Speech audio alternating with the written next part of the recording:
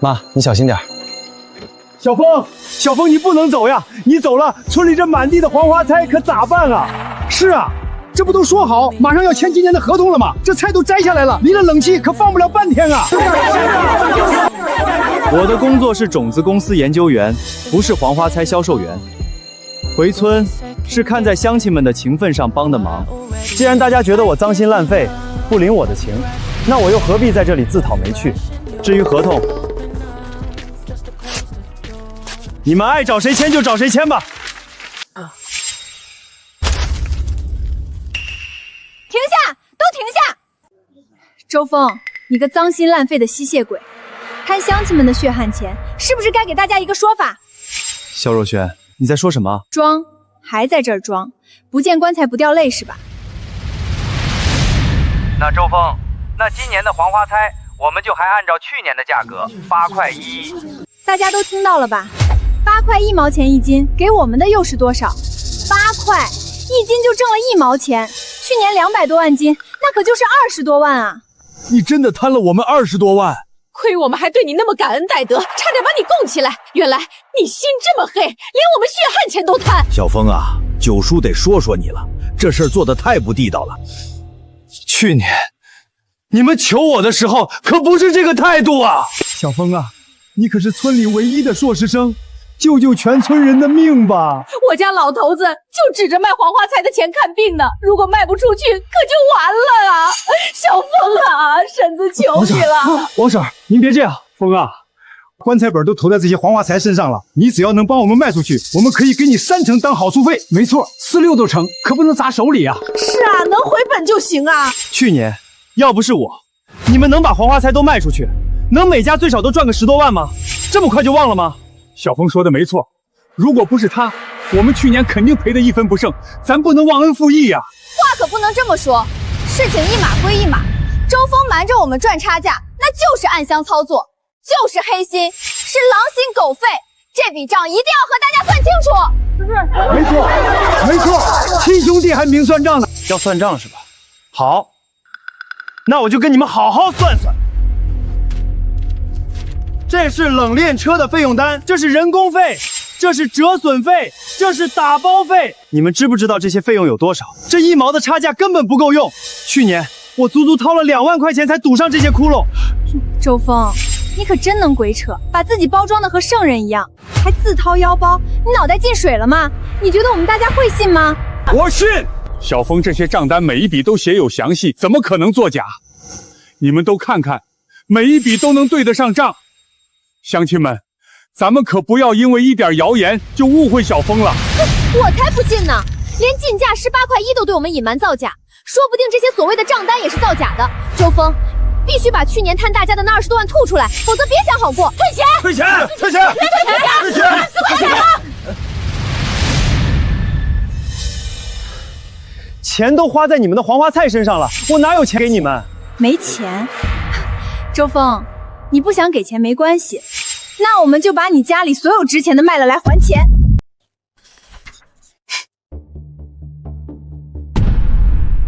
乡亲们，你们听我说，周峰不是没钱，而是故意不给钱。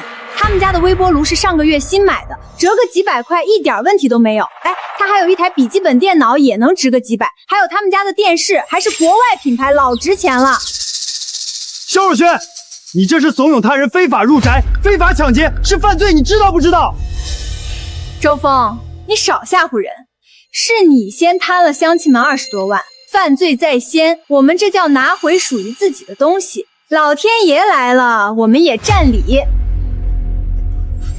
乡亲们，你们忘了去年怎么求人家小峰了吗？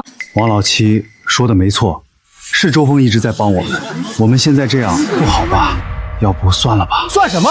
要我说一码归一码，周峰对我们有恩没问题，但他贪了我们钱也是事实。没错，贪了的钱必须还给我们，否则他今天哪儿都别想去。你们这么干会遭报应的。报应？我呸！钱进了周峰口袋，他才要遭报应。老七，你少在这装圣人，滚一边去！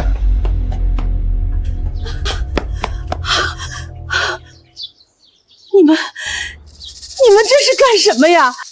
小峰到底做错什么了？你们要这么对他？哎呦，周大娘，您出来的正好。您儿子心黑，把乡亲们的保命钱都吞了。您要是真疼儿子，就劝他赶紧把那20多万吐出来。什么？多少？20多万！妈，我送你去医院。不用，妈没事儿。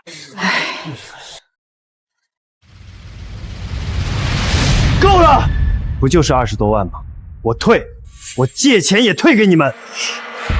小峰，不能借呀！你还没娶媳妇儿，再借这么多钱，这辈子就毁了。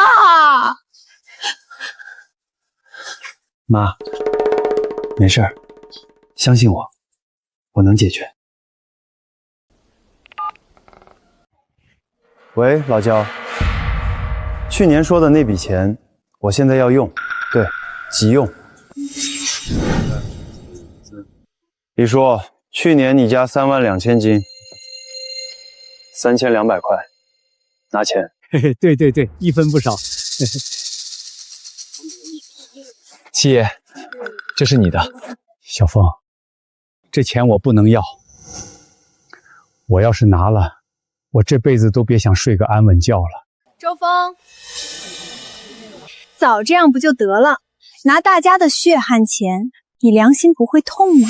峰啊，咱们村你是唯一的硕士生，大家也是看着你长大的，其实心里都念你的好，但亲兄弟明算账，一码归一码，你也别怪乡亲们。明算账是吧？好啊。卸车！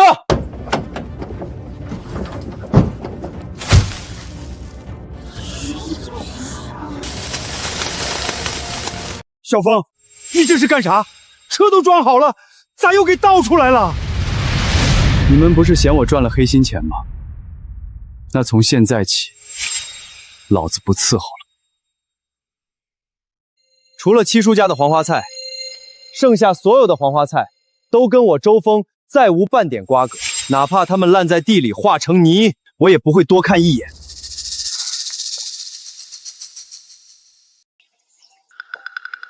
他是不是疯了？妈，走，去市医院。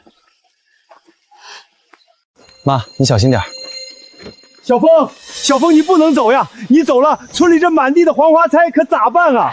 是啊，这不都说好马上要签今年的合同了吗？这菜都摘下来了，离了冷气可放不了半天啊！我的工作是种子公司研究员，不是黄花菜销售员。回村是看在乡亲们的情分上帮的忙。既然大家觉得我脏心烂肺，不领我的情，那我又何必在这里自讨没趣？至于合同，你们爱找谁签就找谁签吧。哎，我说小峰啊，不就是1毛钱吗？你至于跟大伙闹成这样吗？心眼也太小了吧！至于吗？刚刚你们就是为了这1毛钱，差点拆了我家房子，还差点把我妈气得心脏病发作。现在轮到你们就变成不至于了。我问你们，前年的收购商只给你们6块钱1斤，你们哪个不是客客气气把人家当财神爷敬着？你们有谁去问过他1斤赚了多少差价？你们敢去逼着他把他赚的钱吐出来吗？还有，你们现在就可以去周围的村子问问，不，你们可以去全省打听打听，看看有谁收黄花菜能给到8块钱1斤这个价。我说各位乡亲，你们真是身在福中不知福啊！别说8块了，就现在这个行情，你们这些菜就算价格对半砍，能卖出去1半就得烧高香了。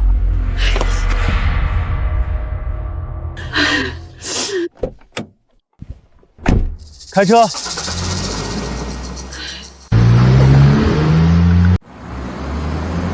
完了，这下全完了。那司机说的没错，这么热的天，黄花菜摘下来，别说1天，半天就得蔫透。现在上哪儿找人收啊？好好的事儿怎么就变成这样了？我们是不是错怪周峰了？若轩，这事儿全是你挑起来的。现在周峰走了，你说这事该怎么办？可不是嘛，我的老天爷，这可是我们全家1年的指望啊！慌什么？他周峰能卖，我就不能卖了。没了他，我们还吃不上饭了。我告诉你们，我不仅能卖，卖的价钱还绝对比他给的高，而且我1分钱都不会黑你们的。真的？若轩，你真有路子？我孙女可是大学生，这点本事还是有的。若轩，哎，快，赶紧让人开车过来，把这些货都拉走。怎么可能现在就拉走？我得先去找销售渠道才行。现找？那哪来得及啊？黄花菜可等不起。你这不是坑我们吗？别急，我早就想好办法了。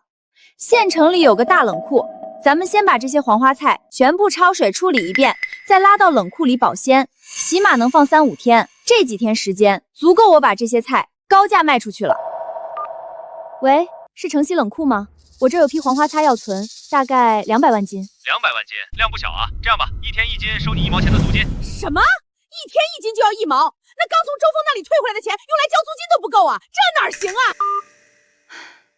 大家把目光放长远点，1毛钱的租金算得了什么？我跟你们保证，这批黄花菜我至少能卖到9块钱1斤，到时候别说这点租金，你们每家每户都能多分好几千。都别愣着了，赶紧回家处理黄花菜，焯水、装车，运到城里去，等着发大财吧。大家伙儿听我一句劝，这黄花菜要是真那么好卖，去年咱们不至于到处求人嘛。我看啊，不如现在赶紧凑钱，去找小峰服个软，兴许事情还有转机。王老七，你就是个大老粗，懂什么？现在都什么时代了，互联网知道吗？只要有货，就没有卖不出去的道理。你这老古董，知不知道有句话叫凡事皆有可能？放着白退回来的钱不要，还巴巴的想让周峰继续赚差价，真是贱命一条。他就是傻，跟着若轩每斤能多卖1块钱呢，不比被周峰剥削强？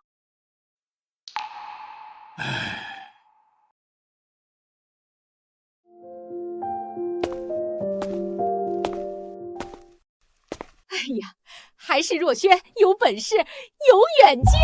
你就是我们靠山村的致富胆头人，以后我们都听你的。那就赶紧行动起来，明天等着收钱吧。好嘞！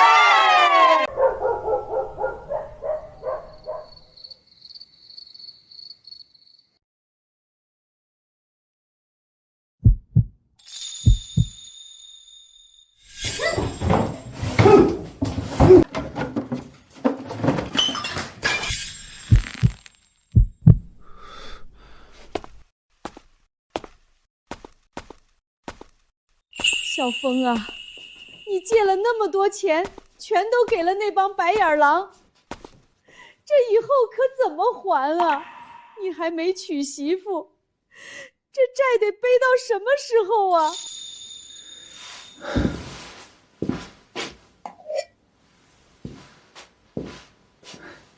妈，您别担心，我心里有数，那20多万很快就能拿回来。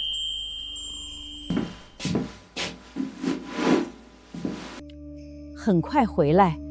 怎么回来？你工资才多少？那可是一大笔钱啊！妈，您看这个，这是去年的合同，可你不是早就把货给他们了吗？这是3年的长期合同，去年、今年、明年，导师那边都得按这个价格收我的货。但现在这个行情，别说8块1斤了，就算4块钱1斤，我到哪儿都能收到黄花菜。所以，您根本不用担心钱的事儿。整个县的黄花菜都在滞销，我想收谁的货就收谁的货，只要我愿意，别说赚回那20万，就算赚几百万，也不是问题。可是，为啥你的黄花菜能卖那么高的价钱呢？不都是一样的菜吗？妈，我那些黄花菜不是拿去市场上卖的，是供给一家研究机构的。他们用黄花菜提炼一种特殊的皂苷类物质，这种东西能抑制癌细胞，价值极高。这家机构的老板就是我大学的导师赵教授。当年我在学校时阴差阳错救过他一命，他一直记着这份情。所以去年我一开口，他二话不说就跟我签了3年合同，根本不在乎那点差价。呼，你可吓死我了，我还以为咱家翻不了身了。咱家不会翻不了身，但有人会。咱们村里接下来可有好戏看了。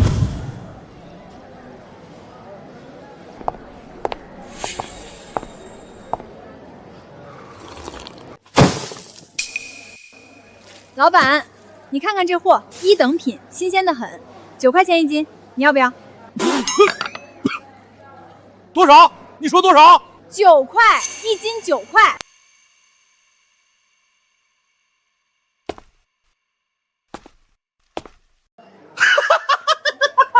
姑娘，你是来拿我寻开心的吧？9块钱，你知不知道现在黄花菜什么行情？什么行情3块6最高价，这还得是你这货是一等品，新鲜度有保证的情况下，9块钱，你做梦呢吧？3块6，不可能，刚8块一斤我们都没卖。8块，谁收的？这人怕不是个傻子吧？哎呦喂，既然有这么救苦救难的活菩萨，你们怎么不赶紧把货卖给他？还跑我们这儿来干什么？脑子有病吧？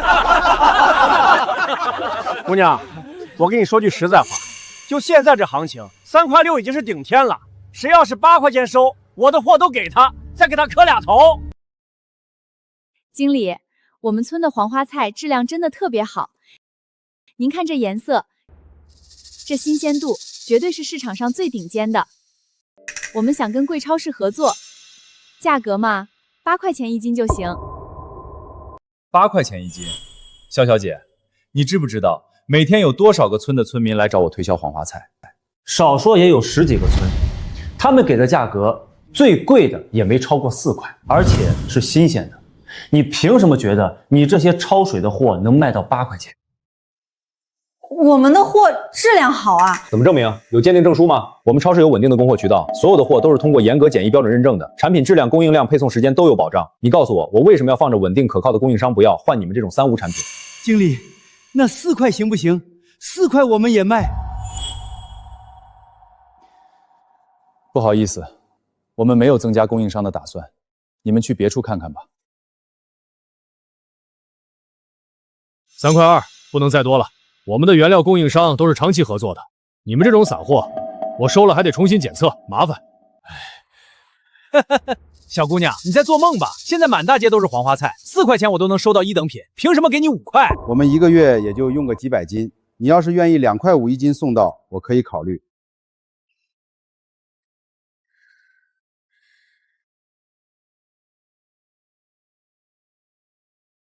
这天都黑透了，若潇咋还不回来？到底有没有戏啊？别急，人家大学生肯定比咱们有办法，说不定明天就能发货了。我听若轩说，这回至少能卖9块，算下来我们家能多分好几千呢。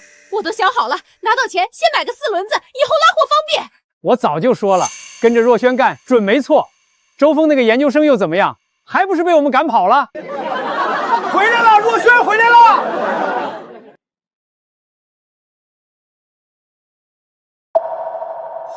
若轩，怎么样？明天是不是就能发货了？多少钱一斤？9块还是10块？我就知道你有本事，快说说，合同签了没？是啥情况啊？我也不知道啊。唉，若轩，到底咋了？你倒是说话呀！没人肯要。若轩，你可别和大家开玩笑啊！明天上午冷枪那边可就要收第2天的钱了。咱们得罪了周峰，1分钱没多赚，就要开始倒搭钱，这不是搬起石头砸自己的脚吗？是啊，这放1天可就亏1天的钱啊！若轩，你别想着卖9块了，只要能卖8块2，比周峰多1毛钱，咱们就卖。别8块2了，能卖8块1，跟周峰一个价也成。还8块1，你们是想屁吃？我们跑了整整1天，腿都快断了，别说8块了，连给到4块钱的都没有。人家看我们这焯过水的菜，就跟看垃圾一样。这次咱们是彻底完犊子了。肖若轩，你为什么要害我们啊？卖给周峰，我们家家户户都赚得盆满钵满。现在为了你那句狗屁的多赚1块钱，我们连本都快亏没了。这笔钱你必须得赔。赔钱！今天不把钱拿出来，我们就不让你走。都别动！我还有办法。乖孙，你还有什么办法？你快说啊！大家别急，现在是什么时代？互联网时代。县城才多大点地方，能消化多少黄花菜？咱们的眼光要放长远。县城里的人不识货，不代表网上的老板不识货。通过互联网，咱们的货别说卖到省城，就是卖给外国人都能做到。到时候别说9块，19块都有可能。真的假的？网上真能卖那么贵？对呀，还能卖给外国人？开玩笑的吧？那当然了，我可是大学生，这点门道还能不懂吗？肖若轩啊，你是不是想的太简单了？你以为直播带货是开个摄像头吆喝2声就什么问题都解决吗？就完全是在画大饼啊！不过，好像也只有这个办法能暂时缓解危机了。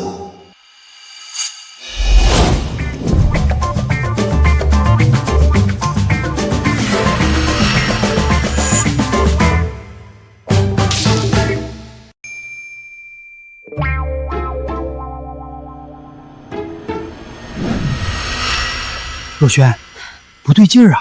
这上面显示在线人数500多人，怎么来来回回都是咱们村这些人的头像在刷屏啊？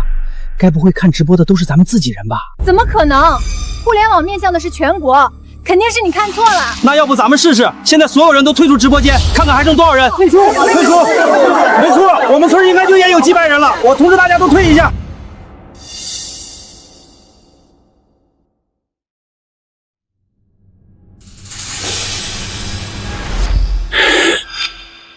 你个肖若轩，你又在忽悠我们！折腾了1个多小时，嗓子都快喊哑了，结果1斤黄花菜都没卖出去，你这不是耍我们玩吗？不是的，直播是需要慢慢经营的，我以前又没播过，怎么可能一下子就有人气？得养号。养你个头的号！我们哪有时间等你养号？冷库里的菜最多再放4天就全完了，你赔我们的血汗钱！燕子，还我钱来！没错，就算借也得给我们一个说法。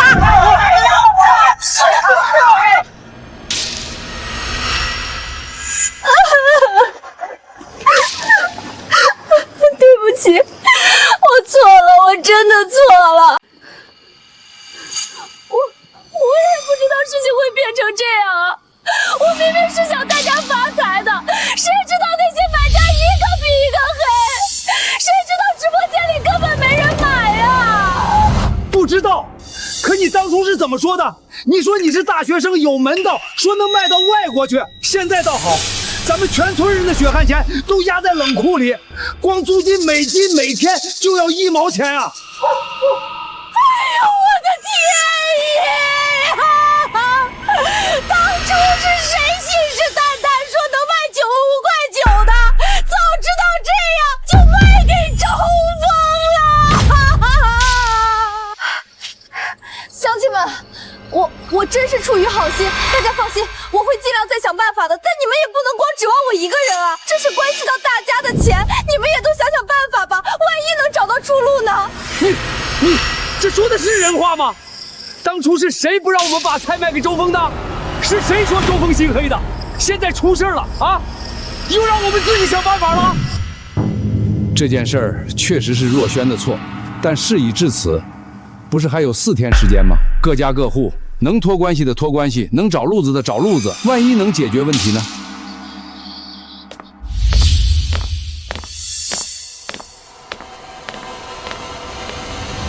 肖若轩，你最好这2天找到合适的买家，否则别怪我们不客气。大兄弟，新鲜的黄花菜3块8，不3块5成不？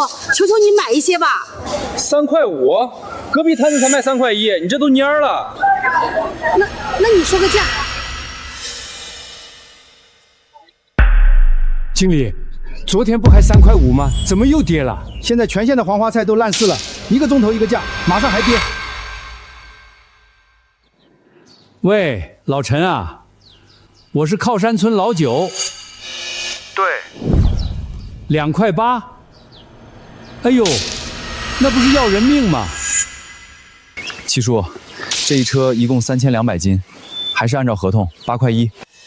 小峰，七叔真的不知道该说什么好，全村就我一个人的菜卖出去了，还这么高的价，那些人啊，真是人心不足蛇吞虎啊！七叔，这是你应得的。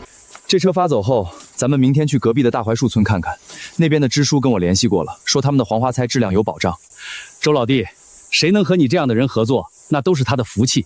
可惜，你们村的那些人真是有眼无珠啊！凭什么呀？凭什么王老七那个死脑筋能卖8块1，咱们跑断了腿3块钱都没人要？算了吧，想想咱们是怎么对人家周峰的。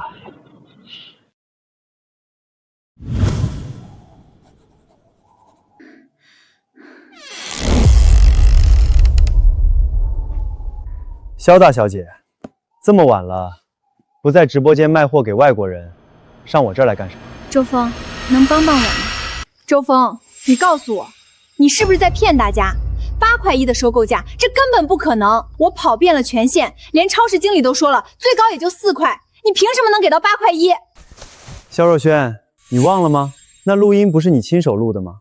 刘经理亲口说的话，你亲耳听到的，你还拿着它煽动村民来抄我的家来着，怎么又开始怀疑是假的了？不对，你一定是跟那些收购站、超市都串通好了，故意让他们不收我们的菜，压低价格报复我们，对不对？你就是不想让村里人好过。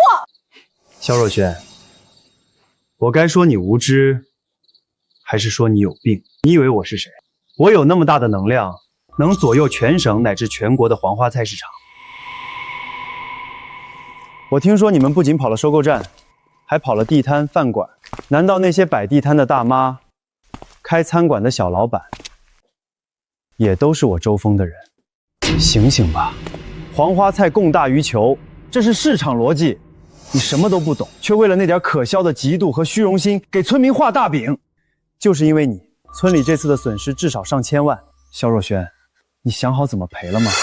周峰，周峰，我求你了，你帮帮我，帮帮村里吧。我知道错了，我可以去跟村民说，让他们5块钱不4块5就卖给你，你甩手就能卖8块1，这一进一出你能赚几百万啊！到现在了，你居然还想把我当傻子耍？我现在去隔壁村，3块钱就能收到成堆的新鲜货，为什么要花4、5块钱买你们冷库里超过水的处理火？周峰，你不能这么绝情！绝情的是你们，滚出去！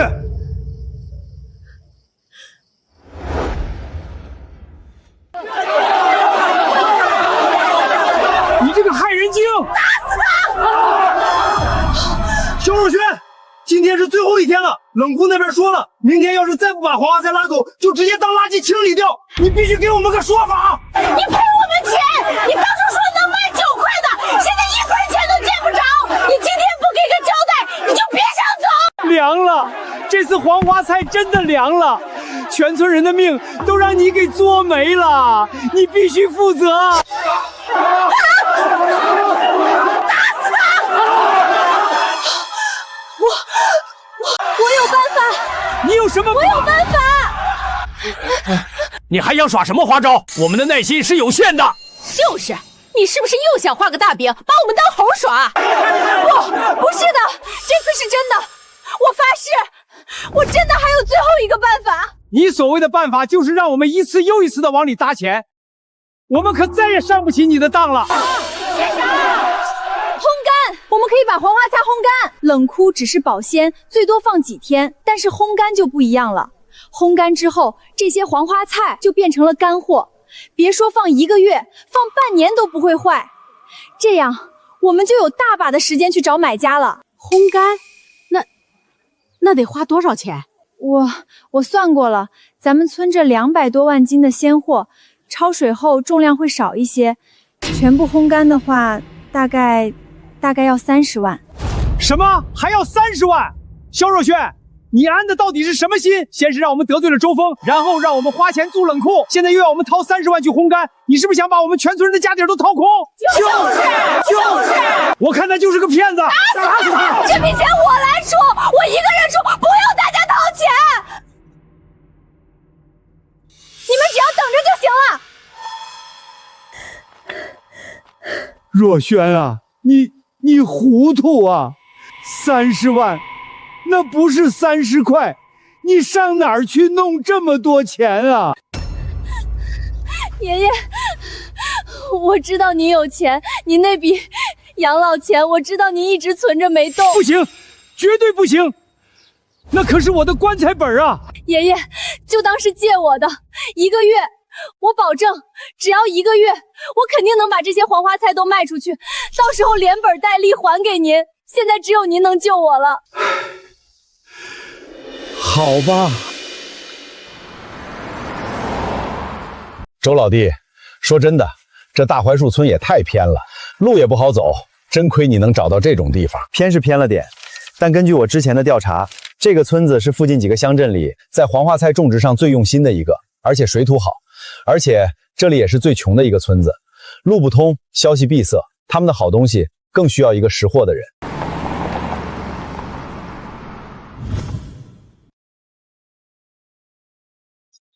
王老板，您看咱们这山高路远的，您能来一趟不容易，但这价格是不是能再商量商量？林支书，2块钱1斤，不能再多了。2块钱，这连我们的本钱都回不来呀！回不来本，那就留着自己吃呗。我跟你们说句实话，今年这行情，黄花菜都烂大街了，城里3块钱都没人要。除了我王金，你们可以去打听打听，还有谁愿意开几10公里山路到你们这鸟不拉屎的地方来收货？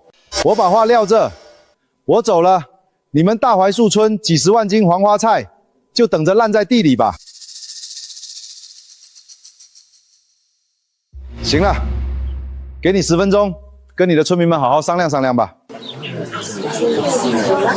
支书，这可咋办啊？2块钱1斤，这1年的辛苦全白费了。是啊，我还指望着卖了这点菜给我孙子交学费呢，这不是要了我的老命吗？我何尝不知道这个价是在喝我们的血？可是，今年这行情大家也都看到了。前几天我也带着样品去城里跑过，人家一听咱们村这么远，头摇得跟拨浪鼓一样。除了这个王金，确实没人肯来了。唉，卖了吧，总比血本无归强。乡亲们，要不咱们再求求他吧？咱们一起求他，人心都是肉长的，咱们这么多人求他，他兴许能大发慈悲，哪怕1斤多给咱们1毛钱，也算咱们没白求啊！哎，大家就听海川的吧。王老板，我们求求您了，可怜可怜我们吧！我们全村老小全指着这点血汗钱过日子，您就当行行好，再多给我们一点吧。行了，别跟我来这套。我王金做生意说1不2，别说1毛钱，多给你们1分都别想。好，那就2块。看来这些泥腿子已经被我彻底拿捏了啊！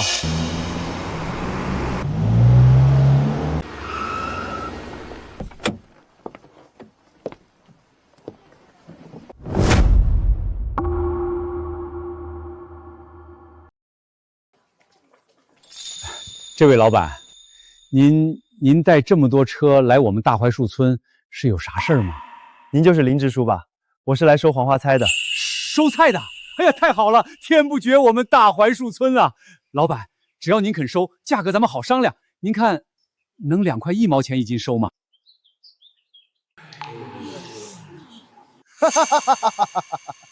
老林，看见没？我说什么来着？2块钱都顶天了。现在的黄花菜就是烂地里的草，谁买谁傻子。林支书，你误会了，我不按2块1收，我给你们的价格是6块钱1斤。多少？6块？你他妈疯了吧？你这哪是收菜，你这是扶贫呐！老林，你们可别被这小子骗了，这世上哪有这种好事？6块钱收，他转手能卖给谁？这里面肯定有大坑，要么他是想骗你们的菜，要么就是想收了菜跑路，他就是个大骗子。老板，我也打听过，县里最贵也就是3块多，这2天眼看着还要跌，6块钱，这实在是太离谱了。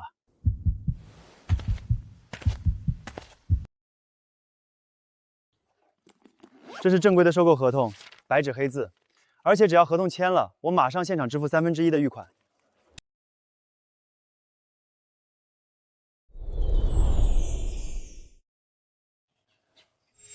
老板，您真是我们的大恩人啊！谢谢恩人，救命之恩啊！林支书，您快起来，您快起来！各位乡亲都快起来，这是正经生意，我可不信这一套。哼，合同虽然在这儿，但咱们丑话说在前面，合同不能马上签。我收菜也有规矩，我必须先看过你们家家户户黄花菜的品质，如果不达标，我可不会要。老板，您放100个心，我们大槐树村跟靠山村不一样，那帮人是懒汉出刁民。我们这儿的水土是全县最好的，日照时间长，种出来的花苞大，口感脆，果然是优质品。色泽金黄，花蕾紧实，没有开花，这是最上腾的等级。林支书，你们的品质没问题，合同可以签了。其实我选择大槐树村也是看中了这里的环境。明年开始，我打算在大槐树村设立一个试点，规模化种植一种我们研究室研发的高酵包黄花菜新品种。如果试点成功，我会和村里签5年以上的长期订单，保证你们的收购价始终高于市场价。真的吗？太好了，周老板真是大救星，菩萨转世啊！5年，这下不用愁了。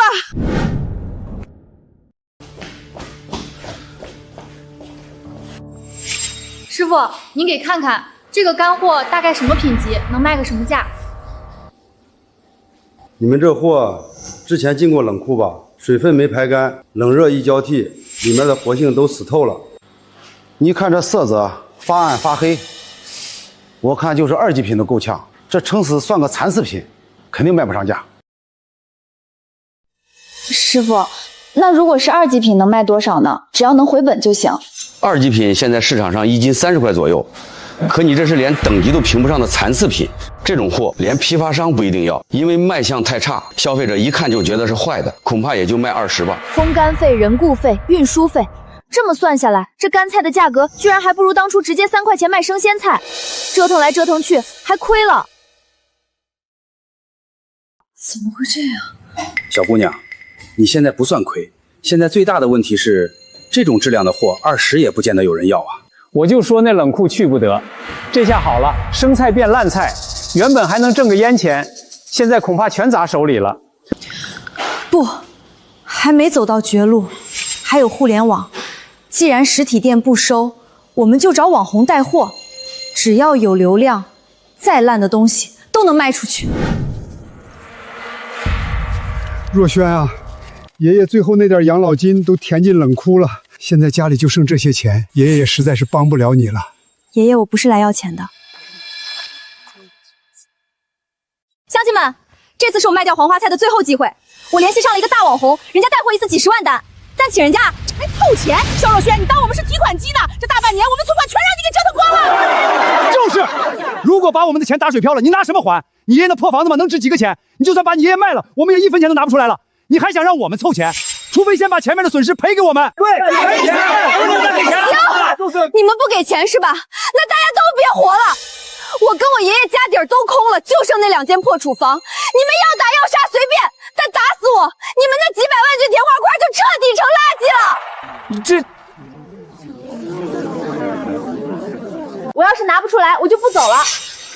大家放心，我这次找的人是专门做助农直播的辛巴达达，他粉丝500万，只要他开口，咱们这菜瞬间就能清空。辛巴达达，我刷到过他，带货确实挺厉害的。上次卖苹果1个下午就卖了10万斤，要是他来的话，说不定真行。我这还有给孙子留的3000块红包钱。肖若萱，这是最后一次，要是再黄了，我非撕了你不可。肖若萱，钱我们能再出一次，但你今天要是拿不出个章程，我们可不能轻易给你。辛巴达达是1000万级主播，我联系过了，人家团队说了，只要咱们付得起20万坑位费，人家今晚就能把直播车开到咱们村里来。只要能请到他，咱们这200万斤黄花菜1晚上的时间就能全部清空。大家想想，20万平摊到各家各户，一家也就几千块，只要菜卖出去，每家能拿回好几万，这是最后的救命稻草了，再拖下去会更麻烦。若萱说的对，现在黄花菜越来越难卖，再拖下去，真卖不出去就完了。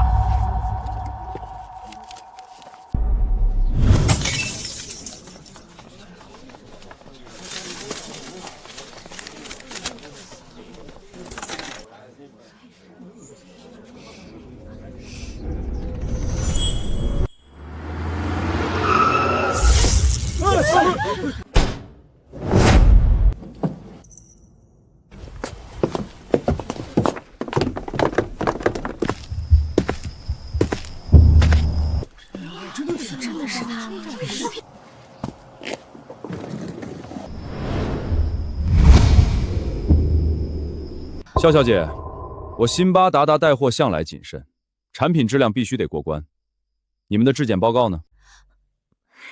达达老师，您放心，这报告绝对没问题。我们靠山村的水土是最好的，这黄花菜全是1等1的品质。行，准备开播。来，家人们，看看我们靠这据说是肖若轩花大价钱请来的，叫什么达达的大网红，说能带货呢，不会是骗子吧？这个人我听过，确实不是骗子。哟，这不是咱们市里回来的大研究员吗？怎么看到我们村发财，你眼红了？周峰，你之前不是断言我们的菜只能烂地里吗？看见没？人家辛巴达达老师一上线，几万单瞬间就出去了。就是离了你，我们照样卖大钱。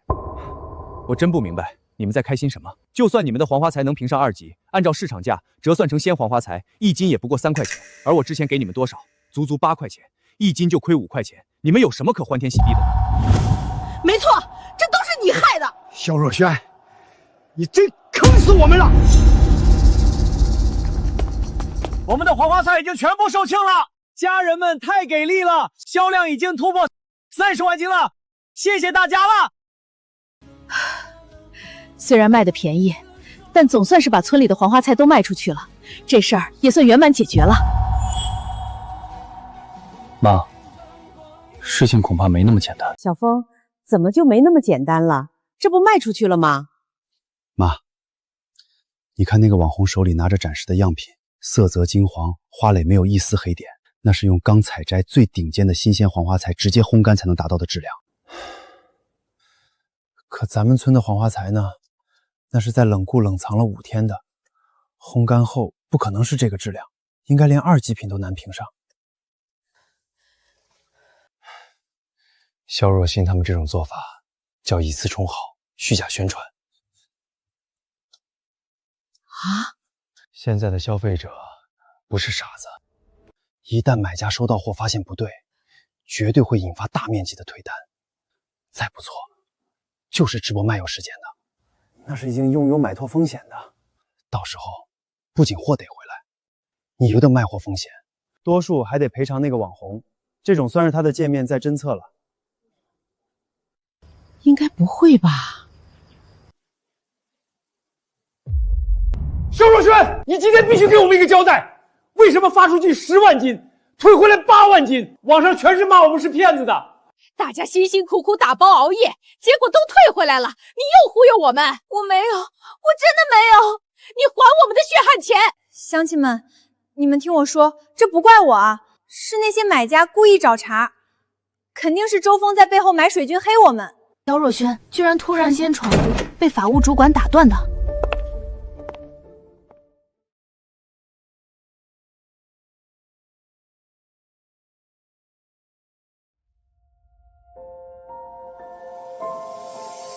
主管，您来的正好，您快跟村民们解释解释。解释。肖小姐，你看看这个，因为你们提供伪造的质检报告，以次充好，导致我们达达老师品牌声誉严重受损。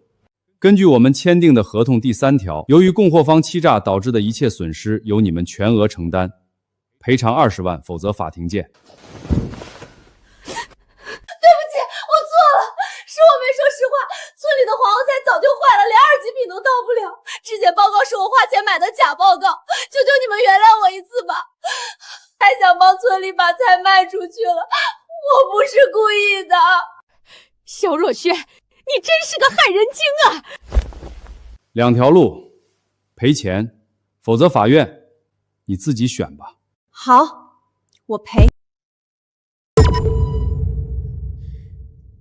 这卡里有20万，您检查一下。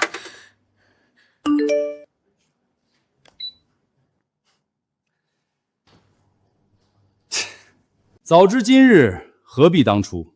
肖小姐，以后没那个金刚钻，就别揽瓷器活。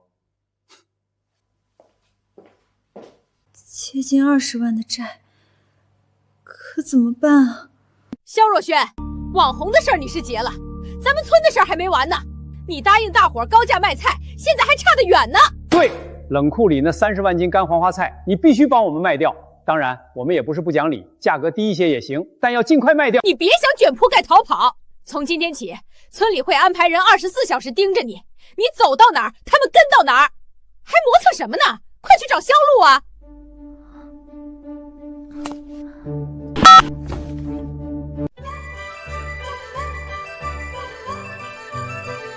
哎呀，多亏了周老板啊，不仅把咱村黄花菜全给收了，价格还这么高。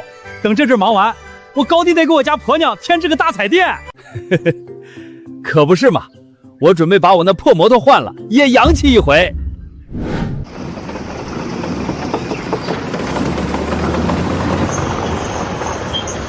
这是干啥呢？谁让你们来这儿修路的？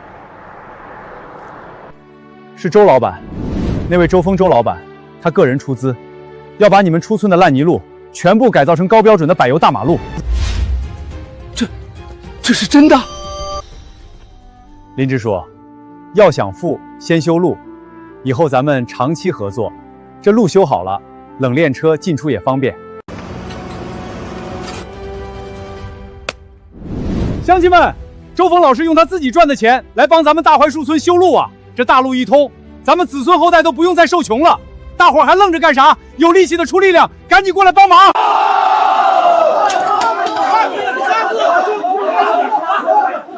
周老板，您真是活菩萨转世啊！我们大槐树村一辈子记着您的恩情。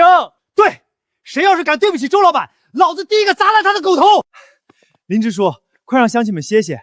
修路这事儿有正规工程队，专业的活得专业的人干，大家盲目上去帮忙，反而容易出安全问题。那哪行啊？您发这么大善心，咱们坐着看，那还是人吗？这样吧，这深山老林的工程队的师傅们吃不上热乎饭，点外卖也送不到，我正计划建个临时厨房呢。如果大伙儿实在想帮忙，不如在村委会搭个临时灶台，帮大家伙做点热乎的饭菜，让师傅们吃好点。没问题，这事儿包在我身上。妇女主任，赶紧带几个人去杀猪宰羊，把咱们村最好的腊肉拿出来。今天必须让工程组的师傅们吃好喝好。好。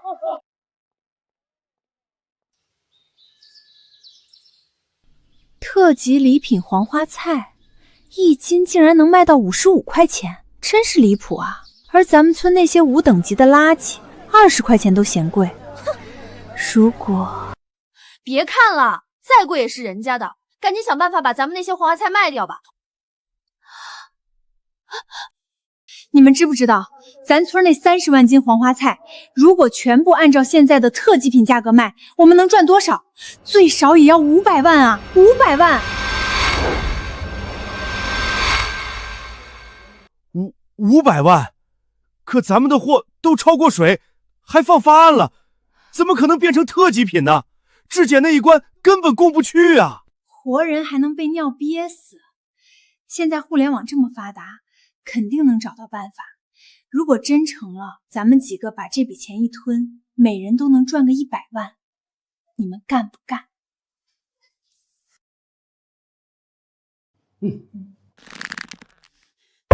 撑死胆大的，饿死胆小的，干了！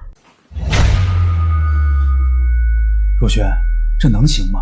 上回找那个大网红弄虚作假，最后被退货罚款。咱们可是刚吃了大亏，普通的土办法，质检部门一查一个准儿，哪是那么好糊用的？我知道，所以必须找最保险的办法。普通的硫磺熏蒸已经过时了，现在科技这么发达，一定有查不出来的技术。等等，就是这个。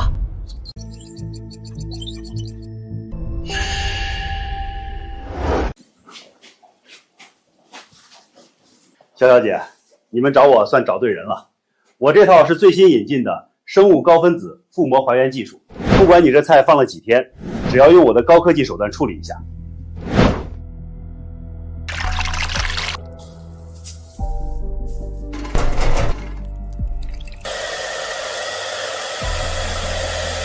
我的天爷啊，这是神仙水啊！可不仅是卖相好，我这里面加了特殊掩蔽剂，普通质检机器根本查不出超标成分。只要你们买我的药水，这高科技绝对万无一失。你们这些货只要5万就够了。好，大伙儿去凑钱吧，我明天拿这些去检查，只要能通过，马上付钱。这不好吧？这可是骗人啊！骗什么人？我们只是让黄花菜卖相更好看，又没有任何添加剂，还是纯天然的黄花菜。可我……别多想了，咱没有害人，只是想多赚点钱而已。今年收成都没了。你家孩子怎么上大学，还有他家孩子怎么讨媳妇儿。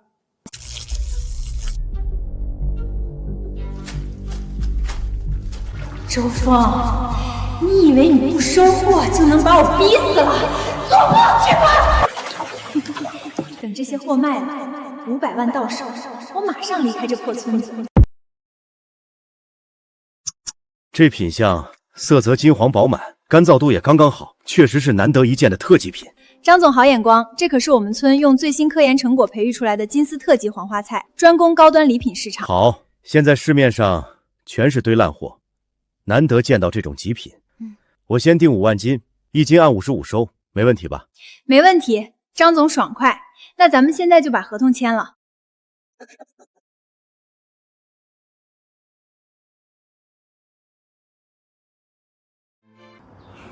天爷啊！55一斤，每斤至少赚35，那就是175万啊！咱5个每人能分30多万啊！周峰那个自以为是的混蛋，还以为把我们逼死了，现在老娘赚的比他还要多。靠山村的黄花菜都那样了，这几个人怎么还跟中了彩票一样？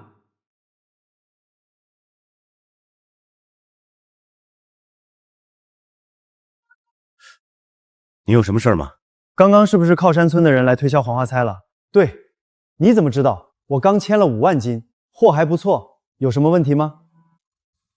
我也是靠山村的，我们村的黄花菜之前焯过水，还冷藏过，按理说做不出这种色泽。虽然这样品表面看挑不出毛病，但黄花菜是要入口的，马虎不得。我觉得等他们送货的时候，还是得把好关。行，多谢你提醒，小伙子，能留个电话吗？好。肖小姐，按照规矩，我们收购农产品得先看货，我们得现场抽样做个快速质检。张总，尽管查，真金不怕火炼。要是连这点自信都没有，我也不敢送过来。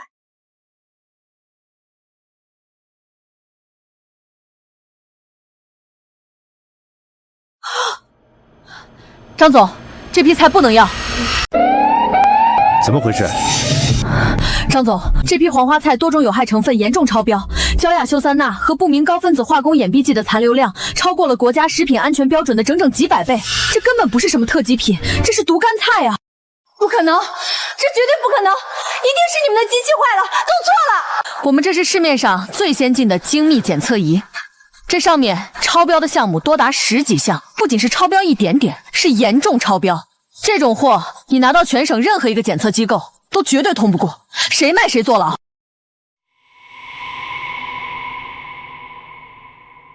竟敢拿有毒的化工菜来骗老子！要不是把关严，老子的店都被你毁了！你们的毒垃圾，给老子滚！永远别再让我看见你们！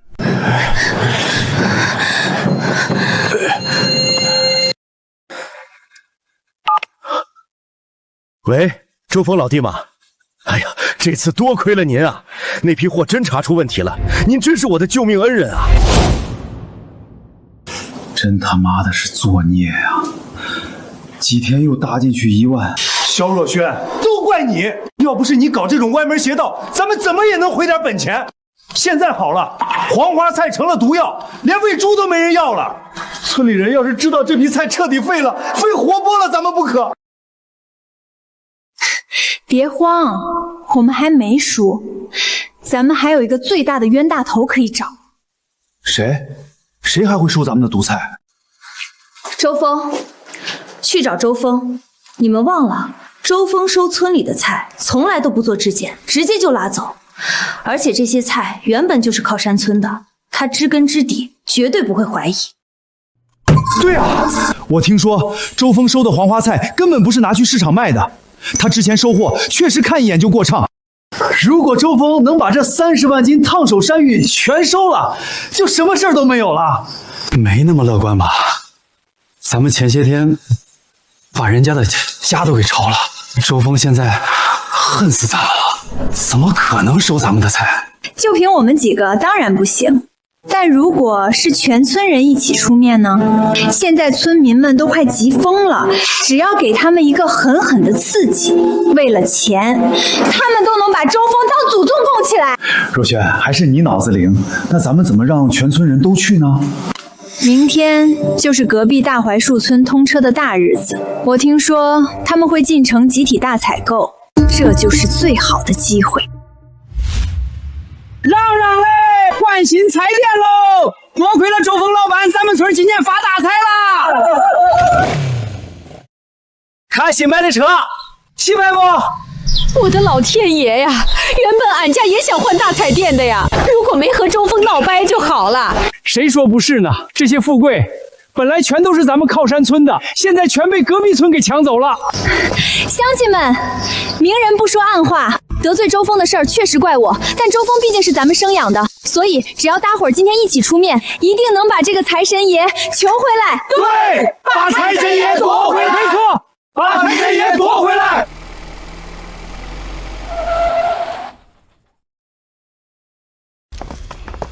周峰，各位叔伯婶子们，这是要拦我车啊！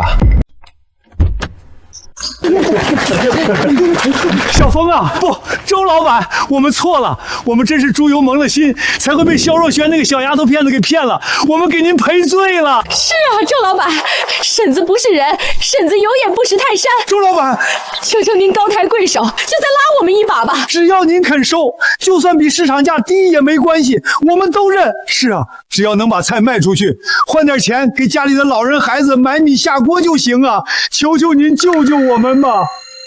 你们的致富带头人呢？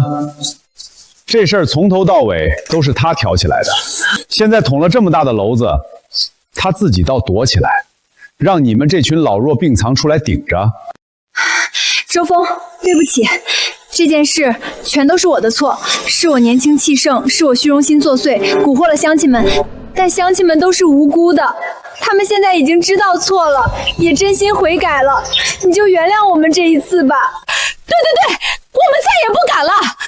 叔知道你是个好人，是我们错怪你了。小峰啊，你可是咱们村看着长大的孩子呀，就算我们做错了事，可这村里终究是你的根呐。小峰，你就当可怜可怜村里的老老少少，发发慈悲吧。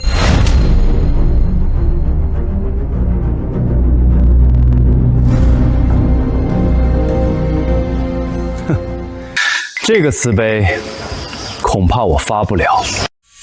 你们为什么来这儿，我心里一清二楚。一来是你们那批过水的黄花菜砸在手里，马上就要血本无归了；二来是你们看到大槐树村家家户户换新车买家电，眼红嫉妒了，对不对？周峰，你怎么能这么说大家？乡亲们一年到头面朝黄土背朝天，就指着这点收成过日子，他们真的不容易啊！再说了，你是在靠山村土生土长的，这里是你的家乡，难道你真能眼睁睁看着大家的日子过不下去，见死不救吗？是啊，我们是做错了，可谁家过日子还不犯点错呢？小峰啊，你总不能一棍子把我们全都打死吧？我们知道错了，也道歉了，你就给我们一个改过自新的机会吧。好啊，既然你们都这么说了，那我就给你们一个机会。我就知道周老板还是念旧情的，您就是我们靠山村的大救星啊！看在乡亲们一场的份上，你们那批货我收了，30块钱一斤。好，周老板。好。但是，我有一个前提条件，那就是你们那批货至少吃了不会有问题才行。哎呦，我还以为是啥条件呢，这个您放心，我们的菜就是焯水后放冷库里存了几天，看起来差了点，但绝对能吃。对，这个你绝对放心。可惜啊，我刚刚得到一个消息，你们村的这批货不明化工掩蔽剂严重超标，说白了，这根本不是能入口的食物，是毒菜。小峰，我们的菜怎么可能是毒菜呢？是啊，小峰，你如果不想收，可以直说啊，何必弄这些栽赃陷害的幺蛾子呢？我们可是诚心来求你的呀，你不能断我们的生路啊！我说的事儿千真万确，真正斩断你们所有生路，把你们的血汗钱变成一堆有毒垃圾的人，不是我，是他，萧若萱。不是我，他血口喷人，我什么都没干过。乡亲们，你们应该最清楚，咱们村的黄花菜品质到底怎么样？因为辛巴达达带货那次，人家的团队就已经帮咱们检测过了，2级标准都达不到，对吧？但是就在几天前，萧若萱和另外几个人拿着咱们村的货，跑到市里最高档的连锁礼品店去推销。他跟人家老板说，这是咱们村最新培育出来的金丝特级品。不仅如此，他还跟人家当场签了一笔5万斤的收购大订单。什么？5万斤的合同？这事儿我们怎么一点都不知道？萧若萱，你为什么要瞒着我们？他为什么瞒着你们？因为人家礼品店给的收购价是55块1斤，只这一笔订单，他们就能每个人净赚几十万。而为了能让咱们村的普通产品卖出特级品的天价，实现他以次充好的发财梦，萧若萱用一种非常规的工业药剂，把咱们村库房里那几十万斤黄花菜全都浸泡处理了一遍。所以是他亲手把你们所有人的希望都变成了卖不出去的烂货。打死他！老实交代，周峰说的到底是不是真的？你快说，是不是真的？大家别听周峰在这满嘴喷粪，他就是不想帮大家，顺便用这些瞎话来报复我。我萧若萱行得正坐得端，根本不知道他说的什么药水。就是，周峰，你别以为你读了几年书就能在这儿指手画脚。我们库房里的黄花菜好得很，昨天看还金灿灿的，怎么可能有问题？是啊，我们一直在监督着萧若萱呢，她做不了手脚的。想证明我是不是在胡说也简单，现在就打个电话。让村里留守的人去库房看看，不就什么都清楚了？装，你接着装。萧若萱，那个叫魏明的人，你们几个应该不陌生吧？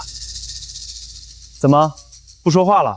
实话告诉你们，魏明昨天晚上就已经被抓获了，他涉嫌非法经营和销售有毒有害食品添加剂。最重要的是，他落网之后交代得很痛快，在他的账本和微信聊天记录里，清清楚楚地记着购买那些违禁药物的记录、金额、时间、分量。你血口喷人，没有的事儿。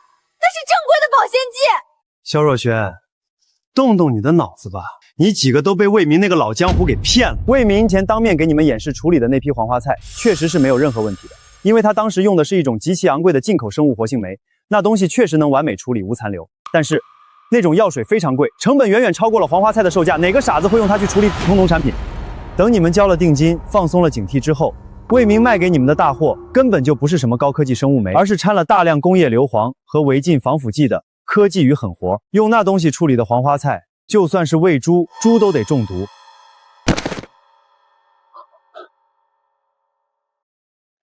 萧若萱，都是你，今年的收获全泡汤了。萧若萱，你这个天杀的骗子，你可把我们坑苦了！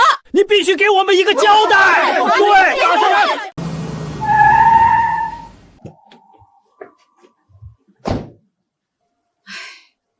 老嫂子，你这是整的哪一出啊？李老弟，各位乡亲，大家伙不用猜了，是我让小峰找的搬家公司，把我们家在靠山村的所有家当都拉出来的。以后啊，我就搬到大槐树村来住了。老嫂子，你都在靠山村住了大半辈子了，咋说搬就搬呢？是因为小峰赌气？赌气？王婶儿，你们太高看自己了。我们是因为喜欢大槐树村才来的。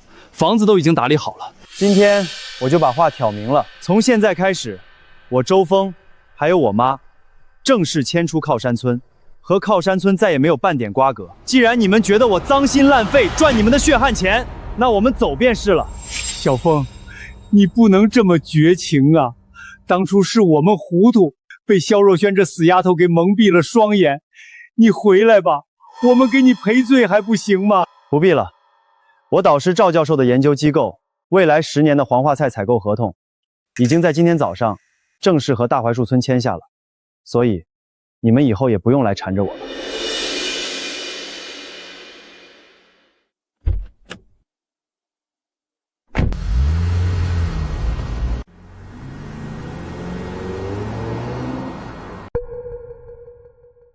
要不是你，那些钱，那10年的好日子全都是我们的。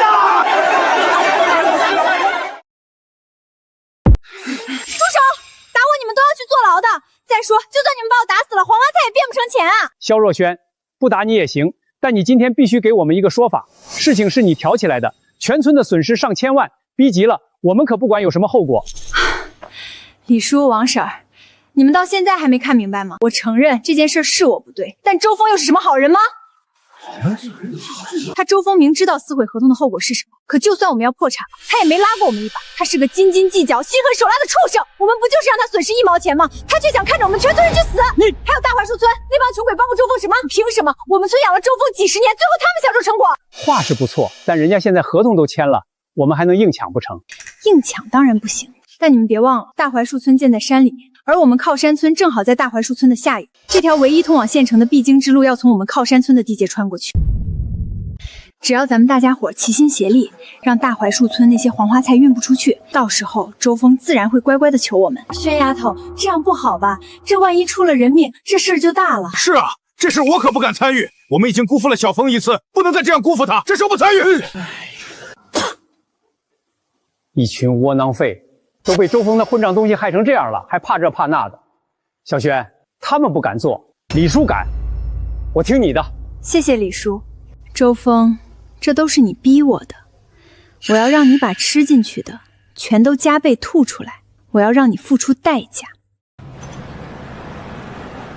王队，这大槐树村的土质确实不错，这批黄花菜的皂苷含量比去年靠山村的还要高出2个百分点。导师那边看到货，一定会非常满意的。哼，那是自然。可惜啊，你们村那些人真是有眼无珠。不好，爆胎了！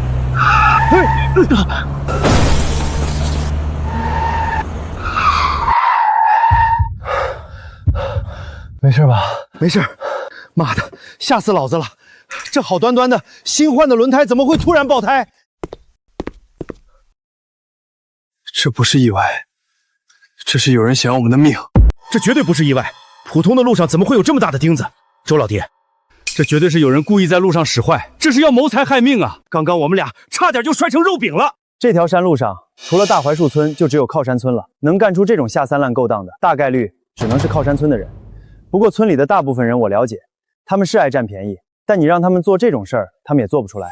估计又是肖若萱干的。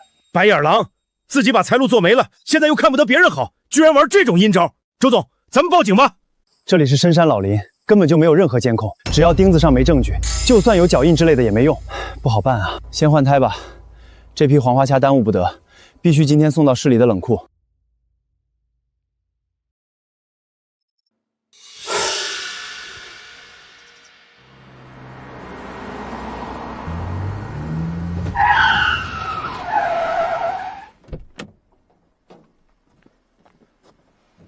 有完没完？这是要活活困死我们啊！周峰，你以为你带着老妈搬走就能高枕无忧的当你的大老板了吗？我告诉你，做梦！我肖若萱不会让你逍遥快活的。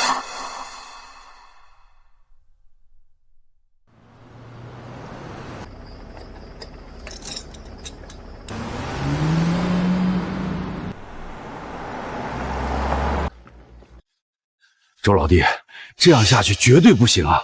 你有什么办法吗？我会想办法的。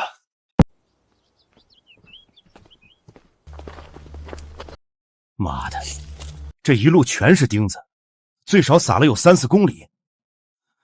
我的司机们知道了，没一个敢再跑这条路的。分布的很均匀，间隔都差不多，这不是随手撒的，是有计划的。周老弟，我跟你说实话，这条路不清理干净，我没法派车。我手底下那帮司机，上有老下有小的，万一再出一次爆胎翻车的事儿，我担不起这个责任。我理解。小周，合同上写的很清楚，交货期限还剩5天。研究所那边的提取实验已经排好了档期，原材料再不到位，整个项目进度都得推迟。你知道这意味着什么吗？赵老师，我这边出了点状况。小周，我信任你，但合同就是合同，5天之内货到不了，违约条款自动生效，我也没办法。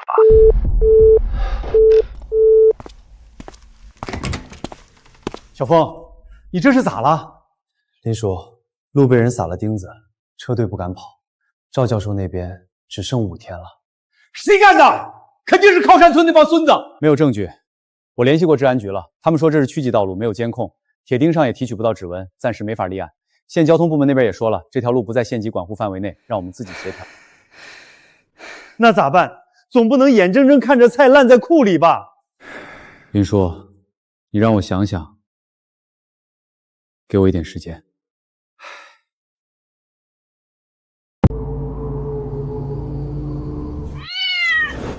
李叔，钉子撒了3天了，周峰那边有什么动静？嘿，我打听过了，他的车队1辆车都不敢出，全趴窝了。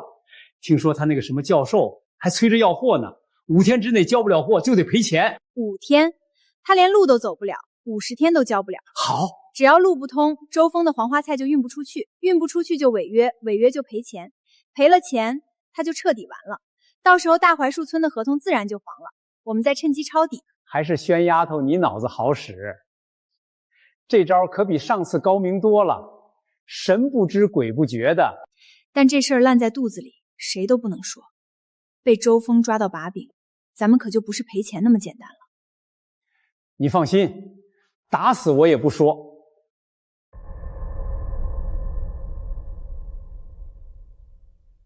小峰，前2天半夜，我起夜的时候，看见李叔和肖若轩带着2、3个人鬼鬼祟祟往山上走，手里还拎着鼓鼓囊囊的布袋子。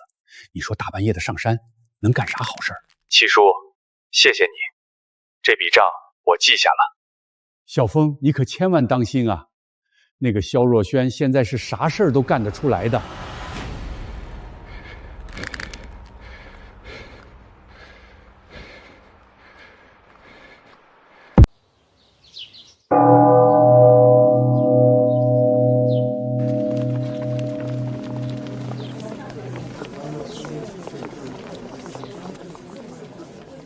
乡亲们，山路被破坏了，周峰面临违约风险。如果不能按时交货，他就要赔偿巨额违约金。谁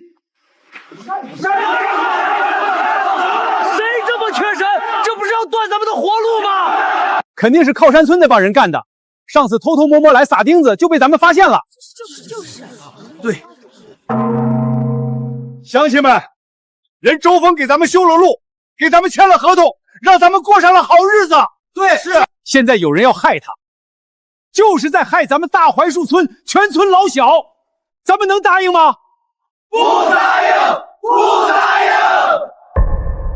林支书，我在部队站了10年岗，守一条山路算个啥？我带头，24小时给他钉死，谁敢来撒钉子，我当场把他拎回来。我去，算我一个，我也报名。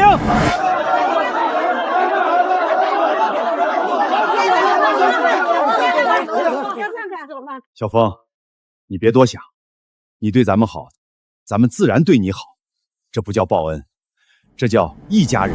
林叔，大家，我周峰何德何能？周老弟，别婆婆妈妈的，你就说一句话，这路咱们守不守？守。你们6个，第一组沿山路每100米一个点，3班走。明白。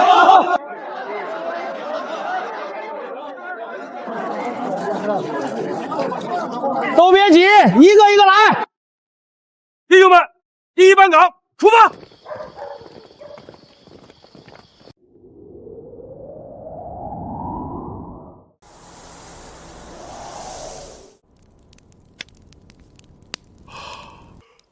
大壮哥，都守了3天了，会不会人家不来了？在部队我站过7天7夜的哨，这才3天，毛毛雨。你记住，越是觉得不会来的时候，就越容易出事儿。嘘，站住，别动！谁？你们干啥？我就是路过。路过？大半夜扛着一袋子钉子路过，你当老子眼瞎吗？这钉子不是我的，我捡的。我看路上有钉子，好心帮你们捡起来的。你自己看看，录得清清楚楚，你还狡辩？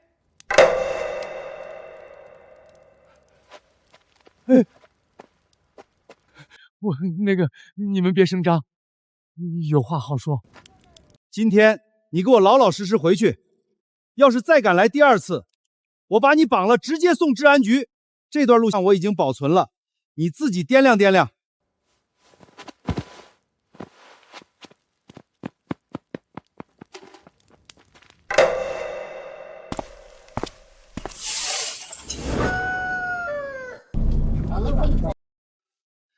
好悬，多亏了大槐树村的这帮爷们儿，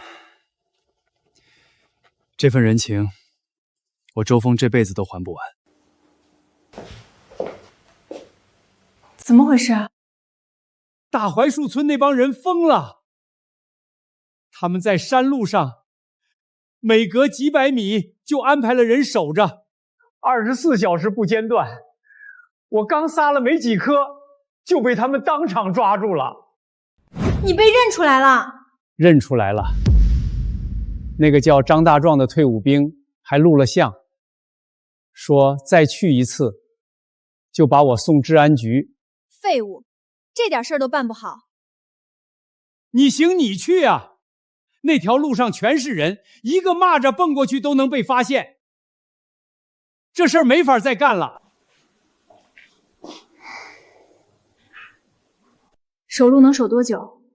他们总会累的。不好说，那帮人像打了鸡血一样，不像是随便守2天就撤的。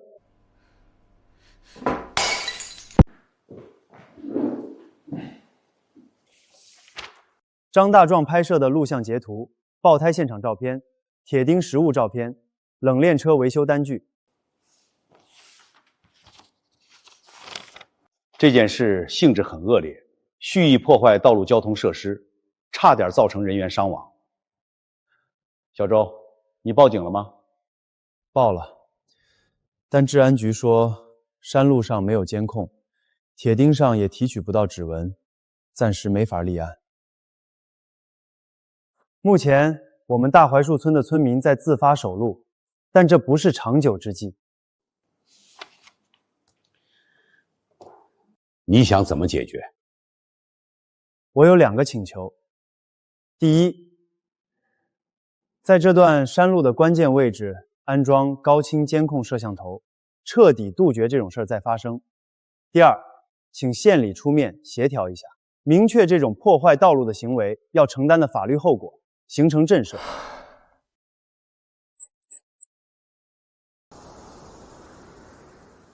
哈哈，这下看谁还敢来撒钉子！有了这玩意儿，往后走夜路我都踏实了。有了监控，我这老胳膊老腿总算能歇歇了。不过话说回来，这些天守路，我还挺怀念部队那股劲儿的。大壮，你这是守路守上瘾了。放心，以后要是再有人找事儿，还得靠你。小峰，这下可以安心了吧？路的问题解决了，但这只是治标，不是治本。啥意思？只要靠山村那边的人还心存侥幸，总会想出新的招数来使绊子。要彻底解决问题，得让咱们大槐树村强大到他们根本动摇不了。那你打算怎么办？林叔，路通了，接下来该做正事了。明天我约了一个重要的人来村里，如果顺利的话，大槐树村的好日子才刚刚开始。谁呀？明天你就知道了。完了，装了监控，咱们再也没法动手脚了。要是之前那段录像被翻出来，周峰，你狠！这上面说蓄意破坏道路设施要追究法律责任，该不会是说你们吧？哎，作孽呀！辛苦各位叔伯兄弟了，这些天风餐露宿，今晚好好吃一顿。好嘛，我就等着这顿酒了。守了快10天，馋虫都快把我肚子啃穿了。说实话，这些天虽然累，但心里头踏实，感觉好久没这么齐心协力的干过一件事了。可不是嘛，以前各家顾各家的，现在倒像是回到了生产队那个年代了。那是因为咱们大槐树村有了主心骨啊！来，弟兄们，这碗酒敬周老弟，没有他，咱们现在还在山里头啃红薯呢。敬周老弟！各位叔伯兄弟，这碗酒该我敬你们才对。这些天你们放下自家的活计，日夜守在这条路上，风里来雨里去，就为了帮我把菜运出去。这份情比这条路还重。我周峰在这里立个誓，从今天起，大槐树村就是我的家，你们就是我的亲人。只要我有一口饭吃，大槐树村的每一家每一户都不会饿着。周老弟，够爷们儿！以后你的事儿就是我们大槐树村的事儿，谁要是再敢欺负你，不用你出手，我们先收拾他。来，周老弟，我们大家伙敬你一碗。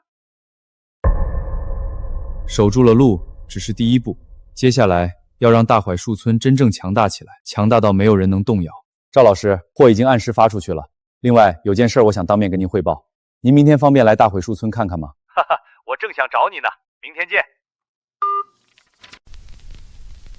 各位叔伯兄弟，今天请大家来是有一件大事要跟大家商量。咱们村现在靠卖黄花菜原材料，日子是比以前好了，但光卖原材料赚的都是辛苦钱，大头全被中间商拿走了。我的计划分3步，第一步，在村里建一座标准化黄花菜出加工厂，把采摘、晾晒、分拣、包装全部规范化，提升产品等级。第二步，跟赵教授的研究机构合作，建一个皂苷提取车间。黄花菜里的皂苷能抑制癌细胞，提取出来的价值是原材料的几10倍。第三步，注册咱们自己的品牌，线上线下一起卖，把利润留在咱们自己手里。小峰，你说咋干，我们就咋干。小峰啊，你说的都好，可建厂的钱从哪儿来？光一个加工厂怕是就得上百万吧？咱们村家底薄，一家凑个1万把块钱都费劲啊。钱的事儿大家不用担心，我已经有了办法。明天会有一个人来咱们村，到时候你们就知道了。谁呀？林支书，明天您就知道了。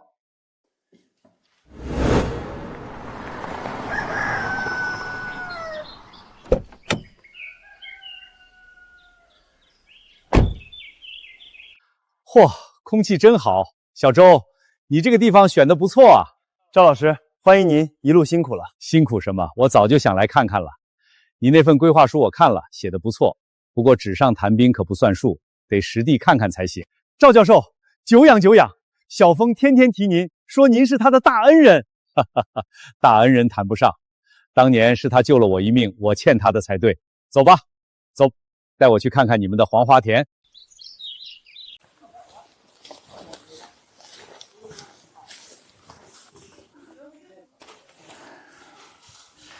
小周，这块地的微量元素含量比我预期的还要好，尤其是硒和锌的指标，非常适合种植我们实验室培育的高皂苷品种。如果换上新品种，产出的稻苷纯度可以达到药用级别，价值至少翻5倍。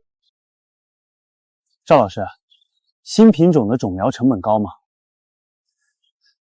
种苗的事儿你不用操心，研究所免费提供，关键是加工和提取的设备投入。赵教授，那这个设备大概得多少钱啊？林支书，这就是我今天来的目的。乡亲们，我今天不讲大道理，就说几个数字。我们研究所决定出资200万，和大槐树村合资建设初加工厂和皂苷提取车间，村民们以土地和劳动力入股，不用掏1分钱现金，按比例参与分红。200万，不用我们出钱？天上掉馅饼了？这不是馅饼，这是投资。你们的土地、你们的劳动力都是真金白银。我投钱，你们投地投人，大家一起干，一起分钱。亏了算我的，赚了大家分。但有一个条件，所有种植和加工环节必须严格按照小周制定的标准化流程操作，质量是生命线，这一点没有任何商量的余地。赵教授，您放心，谁要是敢偷工减料，不用您说，我第一个收拾他。小周，你这孩子重情义，是块好材料，但做事不能只顾眼前。你心里一直放不下靠山村的事儿吧？不急，慢慢来，先把大槐树村做好，其他的事儿，时间会给你答案。大槐树农业科技加工厂，乡亲们，今天是咱们大槐树村历史性的一天。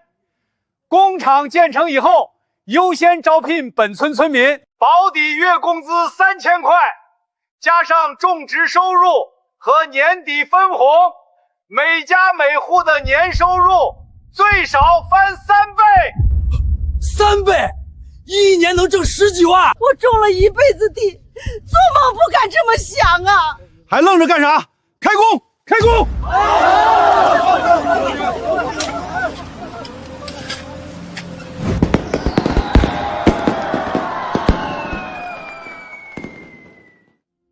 哎，人家那是大槐树村，咱们靠山村啥时候能有这一天啊？人家开工建厂了，那些本来全是咱们的。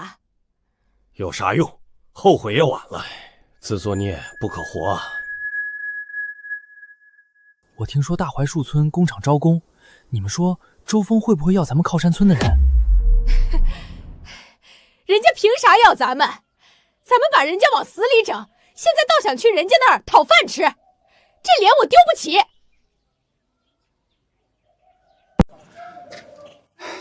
小峰，有个事儿跟你商量。工厂建设进度比预想的快，但咱们村的青壮劳力不够用了。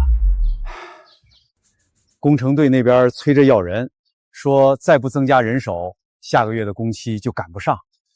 差多少人？至少还得20-30个。咱们村满打满算也就剩几个老头了，实在凑不出来了。小峰，靠山村那边倒是有不少闲着的青壮年。你看，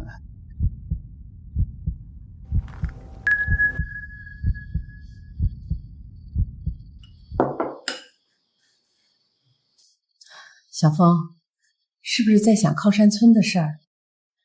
妈，瞒不过你，工厂缺人手，靠山村有的是闲着的劳力，但让我去请他们，我心里过不去这个坎儿。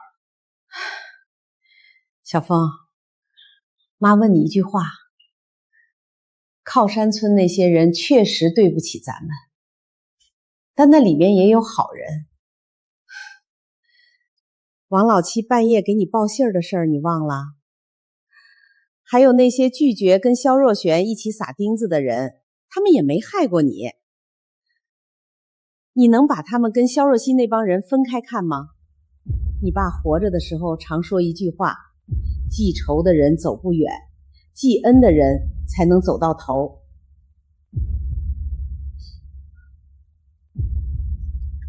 妈，我知道该怎么做了。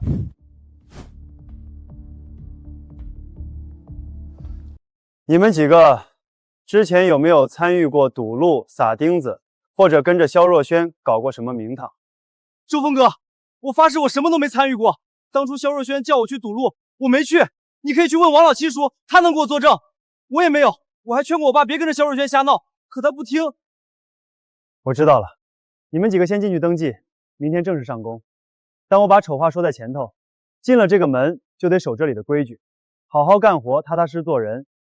谁要是再搞歪门邪道，立刻走人，永远别再回来。放心，周峰哥，绝对不会。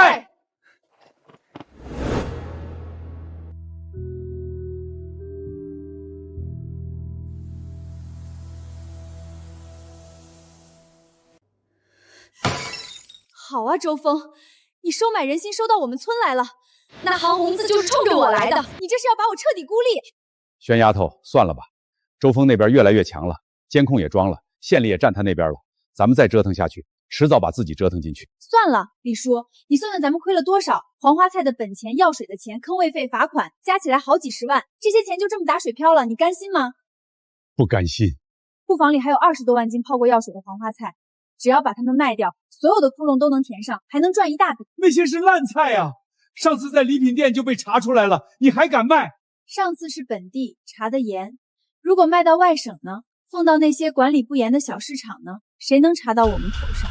若萱，这可是要坐牢的。坐牢也比穷死强。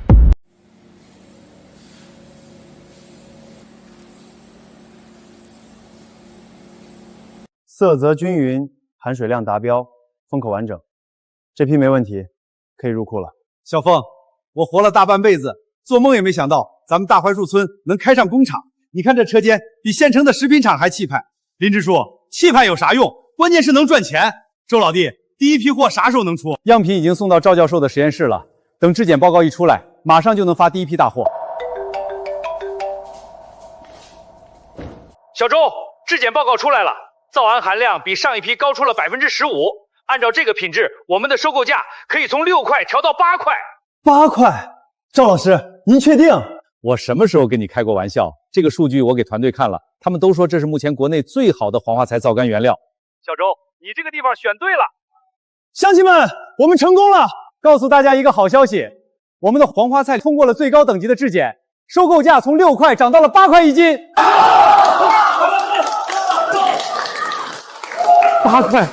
8块1斤呢！发了，这回真发了！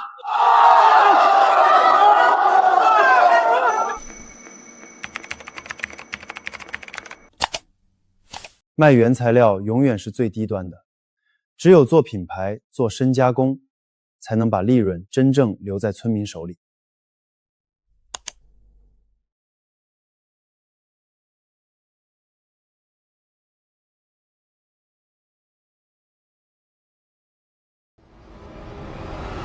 您看，这是我们的特级黄花菜，产地在大槐树村。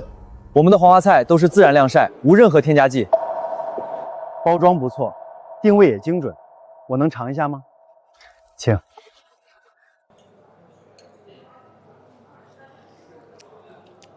口感很好，没有一般黄花菜的涩味，而且花瓣完整度很高。你们是怎么做到的？我们采用低温慢烘工艺，全程不添加任何化学剂材，从采摘到成品不超过12小时，最大程度保留了黄花菜的营养和口感。周总，这样吧，我先下5000斤的试销订单，铺到我们华东区的30家精品门店。如果试销效果好，我们全国300家门店都可以上架。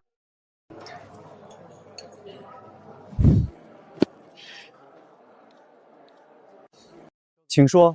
周总，我是做月子中心的，黄花菜是我们月子餐的核心食材，我们对品质要求非常高。你们这个产品有没有相关的检测认证？这是我们的全套质检报告，有机认证，产地溯源证明，还有与省农科院合作的稻苷含量检测报告。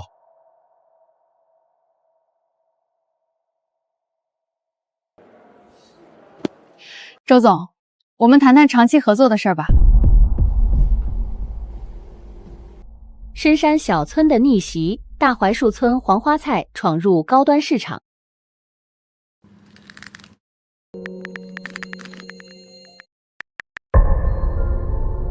68块1斤，我库房里那20多万斤，就算卖10块钱1斤，那也是200多万。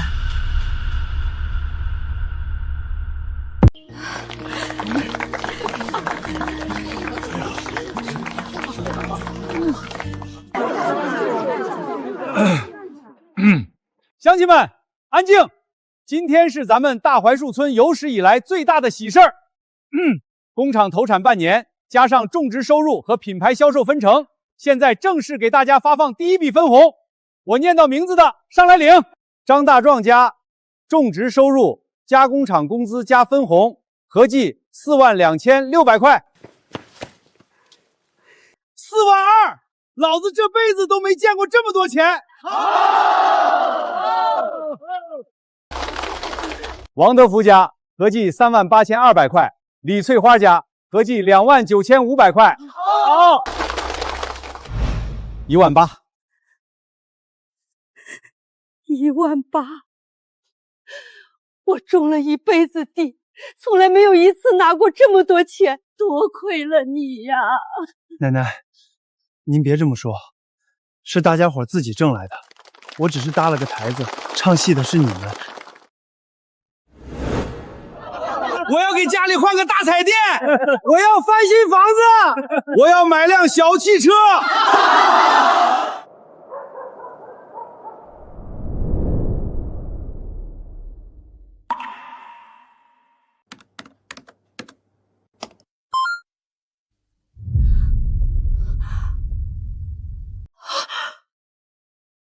欠了47万。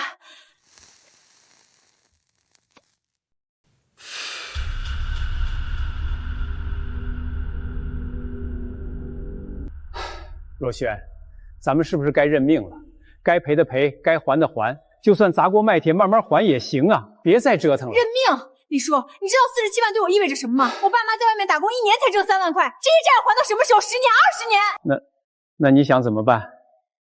库房里还有22万斤货，就算10块钱一斤卖出去，也是220万，还了债，还能剩170多万。你疯了！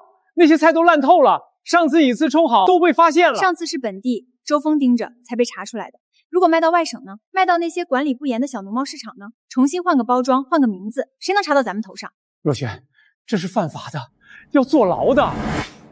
李叔，你欠了多少？你那20万的外债靠什么还？靠你家那3亩旱地吗？你儿子马上要结婚，彩礼钱你凑齐了吗？我不会让你白冒险，事成之后你分30万。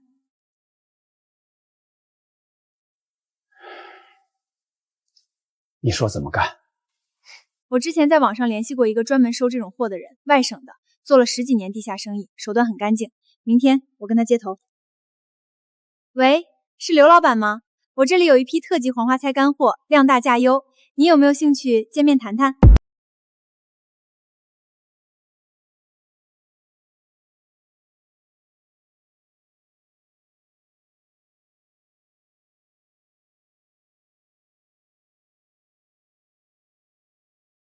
你就是电话里说的那个小肖老板，挺年轻啊。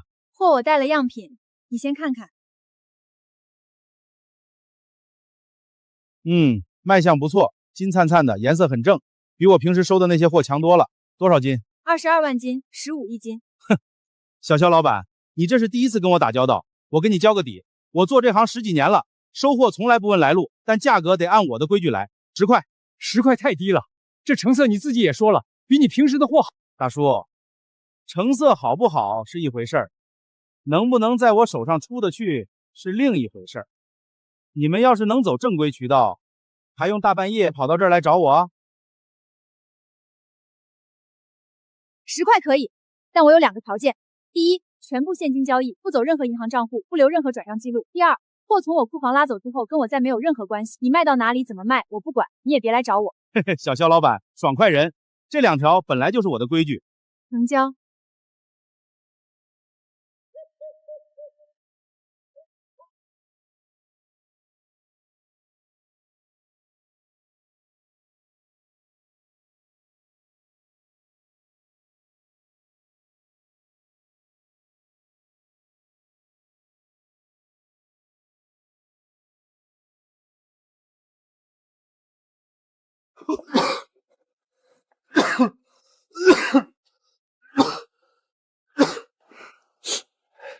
老板，这货味儿不太对啊！少废话，搬你的货。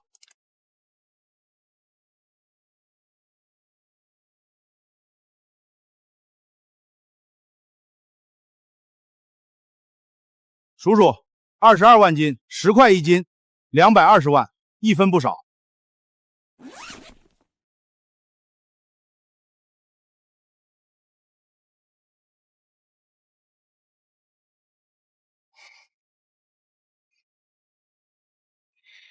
合作愉快。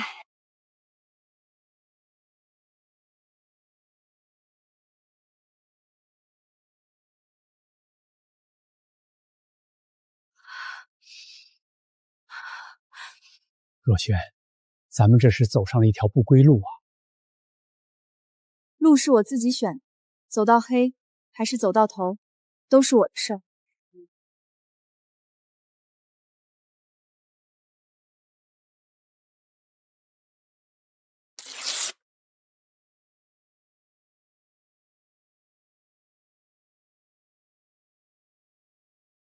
手脚麻利点儿，这批货我已经联系好下家了，后天就得出完。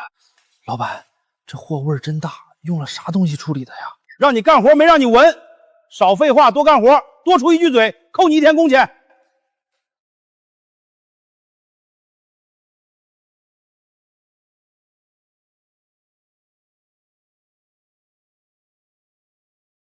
这个牌子没见过，不过有绿色认证，应该不错，还挺便宜。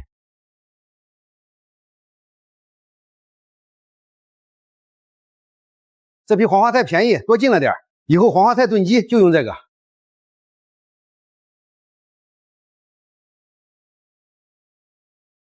说好的，你的30万，剩下的190万里还了47万的债，我还剩140多万。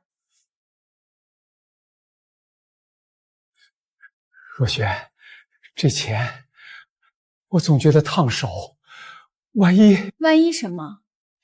货已经到了外省了，隔着几千公里，谁查得到？你拿着钱回去，赶紧把债还了，给你儿子把彩礼备上，以后好好过日子，什么都别想。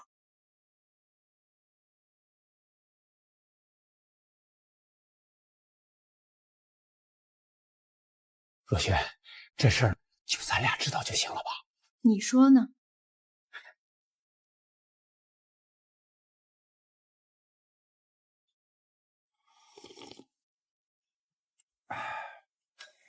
这个黄花菜味道不错，儿子，你从哪儿买的？网上买的，说是特级黄花菜，还有绿色认证呢。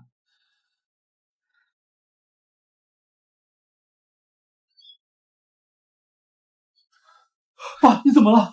我肚子疼得厉害，浑身没劲儿。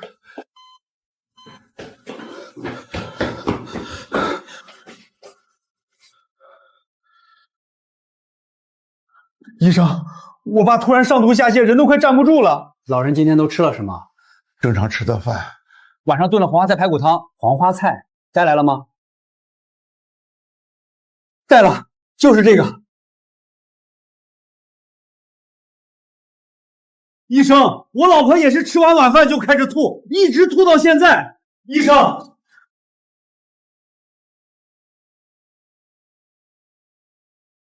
怎么会这样？明明写着绿色食品，怎么会这样？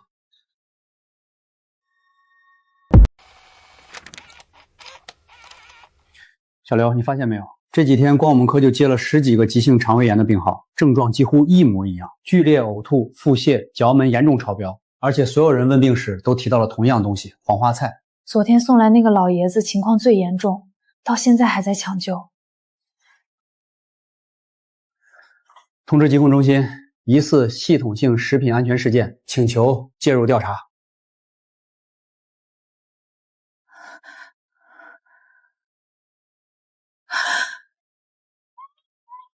主任，您看这个焦亚硫酸钠超标400倍。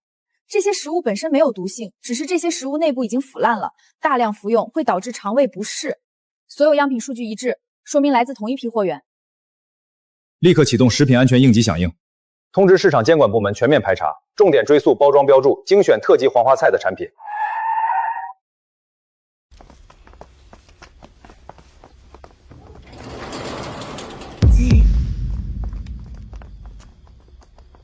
刘德彪，这里的货物涉嫌食品安全问题，请配合调查。同志，肯定搞错了，我做正经买卖的。焦亚硫酸钠超标400倍，已有多名消费者吃了你的烂菜爷子进了医院，这就是你的正经买卖？刘德彪，这批货从哪儿来的？如实交代。我全说，这批货不是我的，是一个叫肖若萱的女人卖给我的，她在靠山村。是他主动联系我的，说有一大批便宜货要出手，让我别问来路。他骗我说货没问题的，我真不知道。有证据吗？手机里有通话记录、微信聊天、库房照片和定位。他要求现金交易，但我取钱的银行流水都在，220万，分3次取的。立刻调取手机数据和银行流水，同时发协查函到靠家村。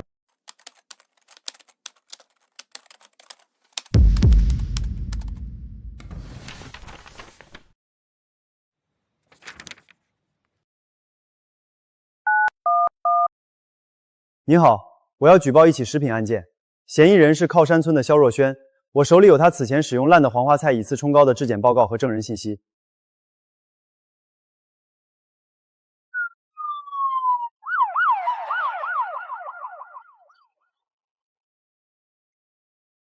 各组到位后报告。1组到位，2组到位，3组到位，行动。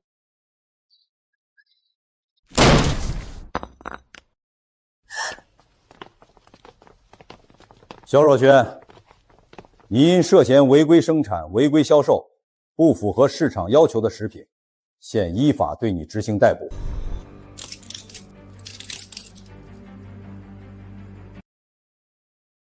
们不能抓我！你们搞错了！带走。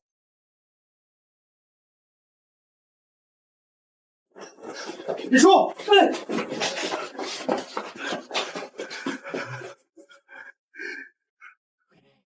我就知道会有这一天。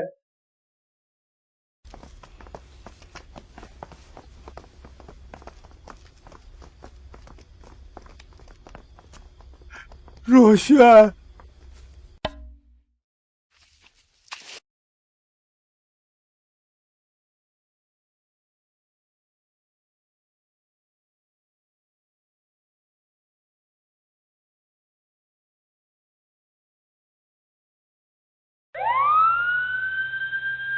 第一，刘德彪的供述只认你为直接供货人。第二，你和刘德彪的微信聊天记录、交易数量、价格、时间、地点一清二楚。第三，银行流水3次大额取现，时间完全吻合。第四，此前礼品店的质检报告检出物质与本次中毒式事件完全一致。第五，截至目前，7名消费者入院治疗，仍未治愈。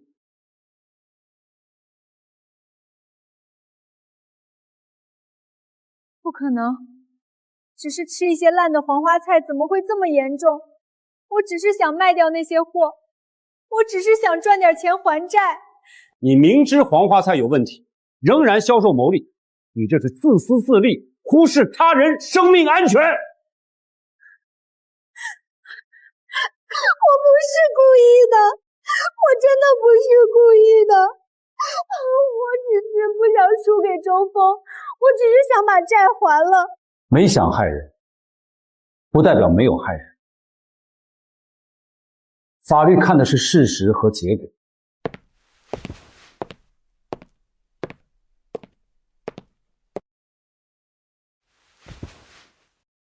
小峰，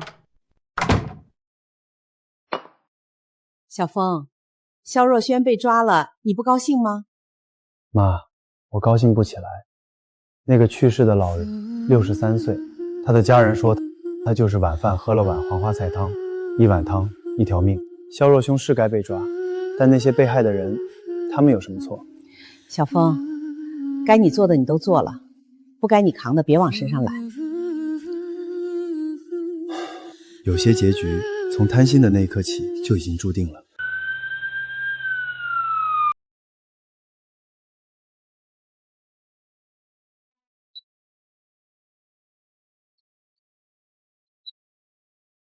土壤也要取样，送检看看有没有污染。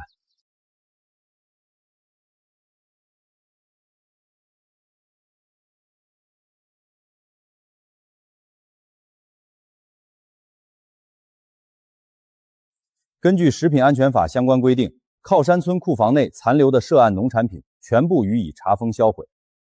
即日起，靠山村所有农产品在未取得新的质检合格证明之前，不得上市流通。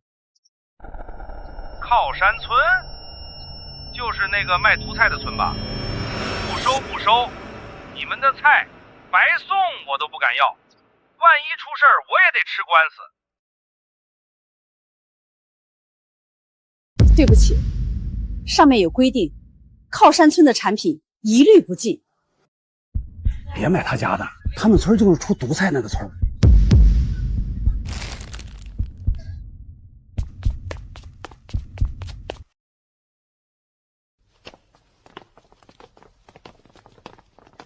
小刚，你也要走？婶子，留在村里能干啥？菜卖不出去，工也打不了，名声都臭了。我去沿海那边的工厂看看，好歹能养活自己。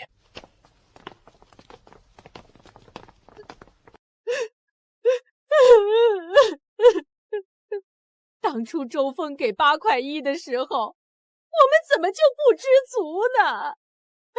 如果不是我们贪心，如果不是我们赶走了周峰，怎么会变成今天这样？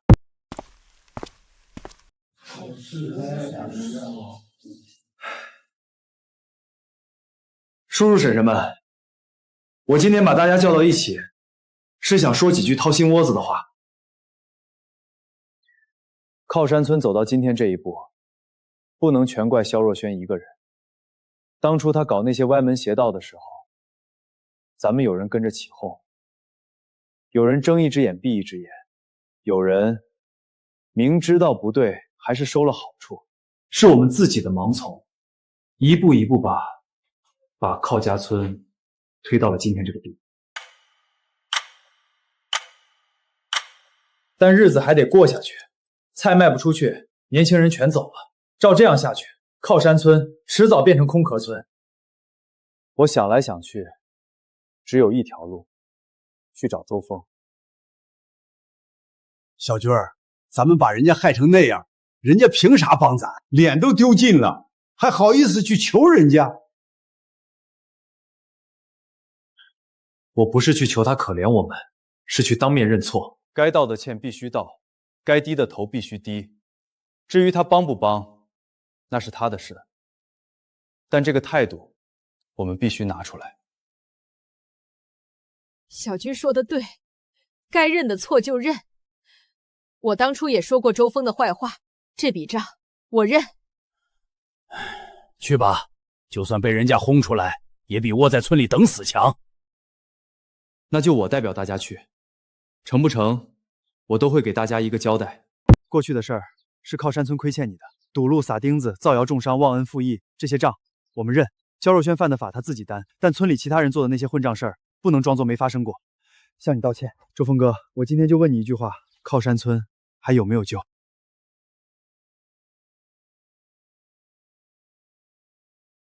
赵小军，我问你一个问题。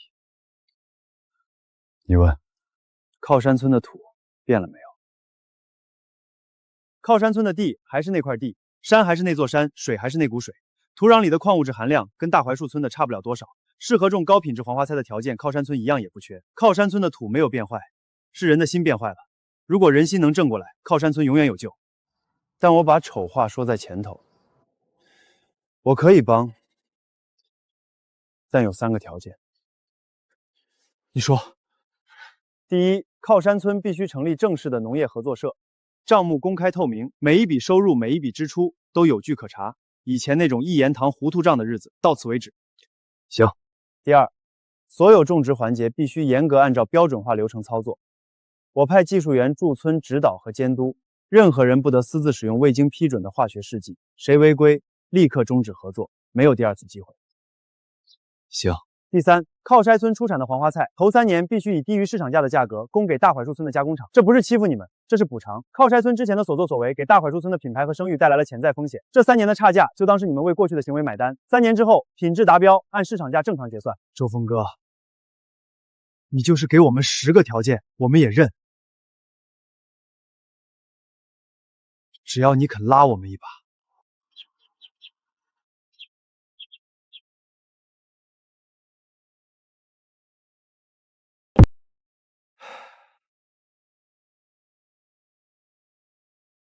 乡亲们，从今天起，合作社正式运行，每一笔收入、每一笔支出，全部上墙公示，谁都能看，谁都能查。以前那种稀里糊涂的日子，彻底翻篇了。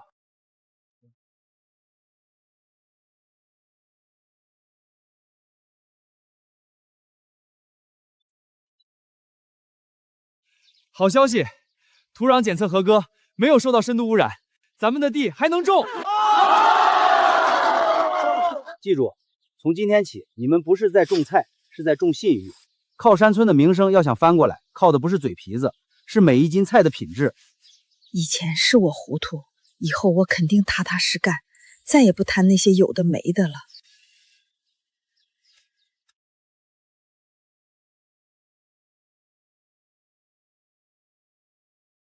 种的不错。照这个标准管理下去，3个月后就能看到成效。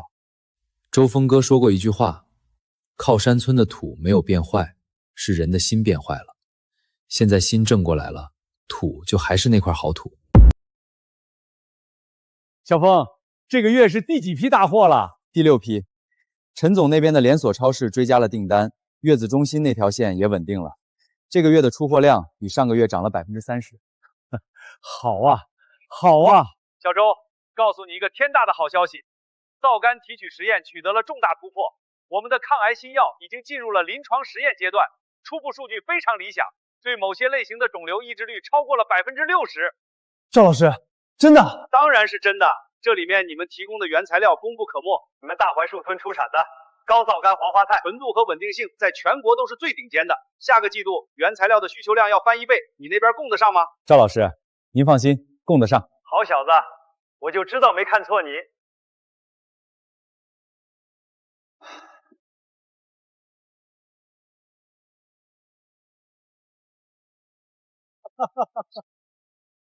哎哈哈哈哈！看见没？我张大壮也有车了。行了行了，你都绕8圈了，不嫌晕啊？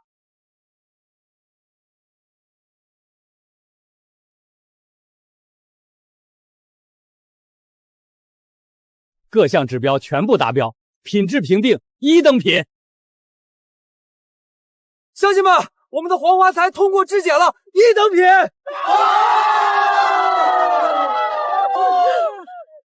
到底是等到这一天了，到底是等到了。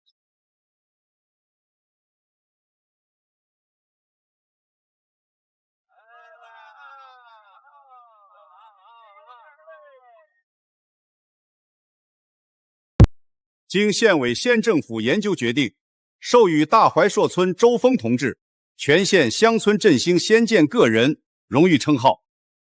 周峰同志扎根山村，以科技兴农为己任，不仅带领大槐树村实现了黄花菜产业的转型升级，创立了大槐树优质品牌，还以博大的胸襟帮助靠山村走出困境，重新出发。他用实际行动诠释了新时代青年的担当与情怀。小周，你用自己的知识和坚持，不仅带富了一个村子，还挽救了另一个村子，你是我们全县的骄傲。谢谢领导。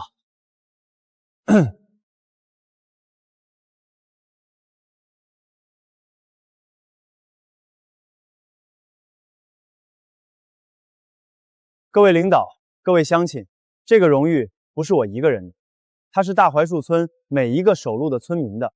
那些大半夜不睡觉蹲在山路上，就为了让我的货车能安全通过的人，没有他们，就没有今天的大槐树村。他是赵教授和他的团队的，是他们的信任和投入，让大槐树村从卖原材料变成了卖品牌、卖技术。他也是靠家村那些知错能改的乡亲们，他们走过弯路，跌过跟头，但他们没有放弃，他们正在用自己的双手重新把日子过起来。我始终相信一句话，人心都是肉长的，只要用心对人，最终都会有回报。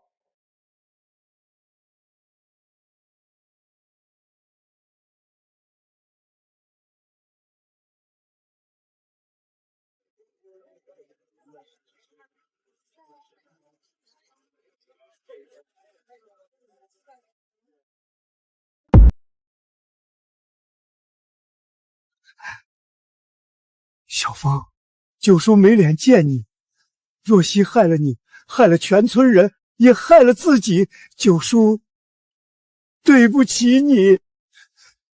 九叔，您别这样。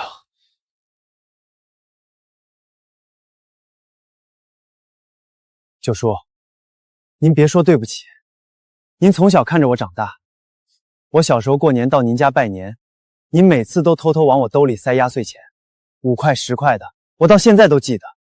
若轩的事儿，那是他自己的选择，他为自己的选择付出了代价，但您是我的长辈，这一点从来没变过，以后也不会变。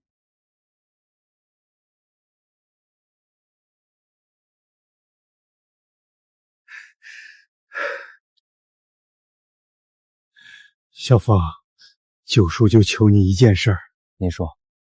若轩在里面要待好多年，九叔腿脚1年不如1年了，看守所那么远，怕是走不动了。你能不能逢年过节的时候帮九叔去看看他？九叔，我答应你。好，九叔，谢谢你。爷爷。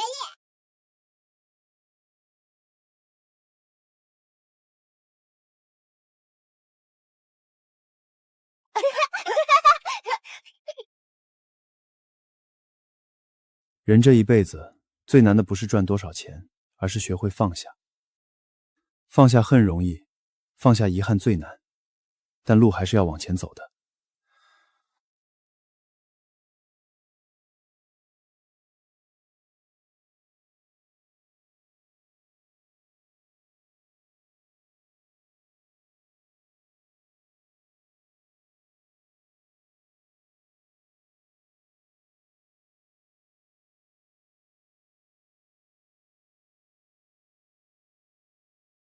乡亲们，这块碑是我特意请人刻的，思源2个字就是提醒咱们吃水不忘挖井人，咱们能有今天全靠周峰。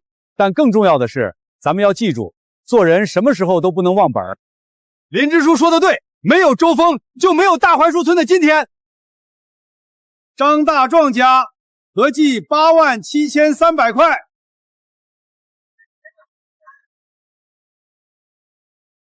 哈哈，今年够换辆好车了，我看上那个黑色的了。王德福家合计76200块。周大婶儿，你儿子可了不得，全县的大功臣。他能有今天，也是大家帮衬的。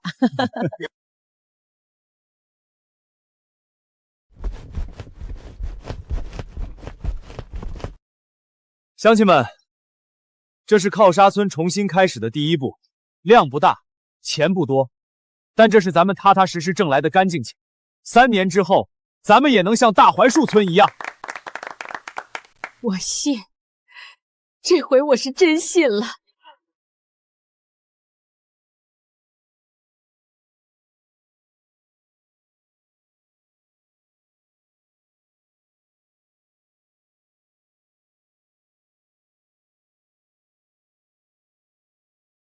小峰，你说人这辈子图个啥？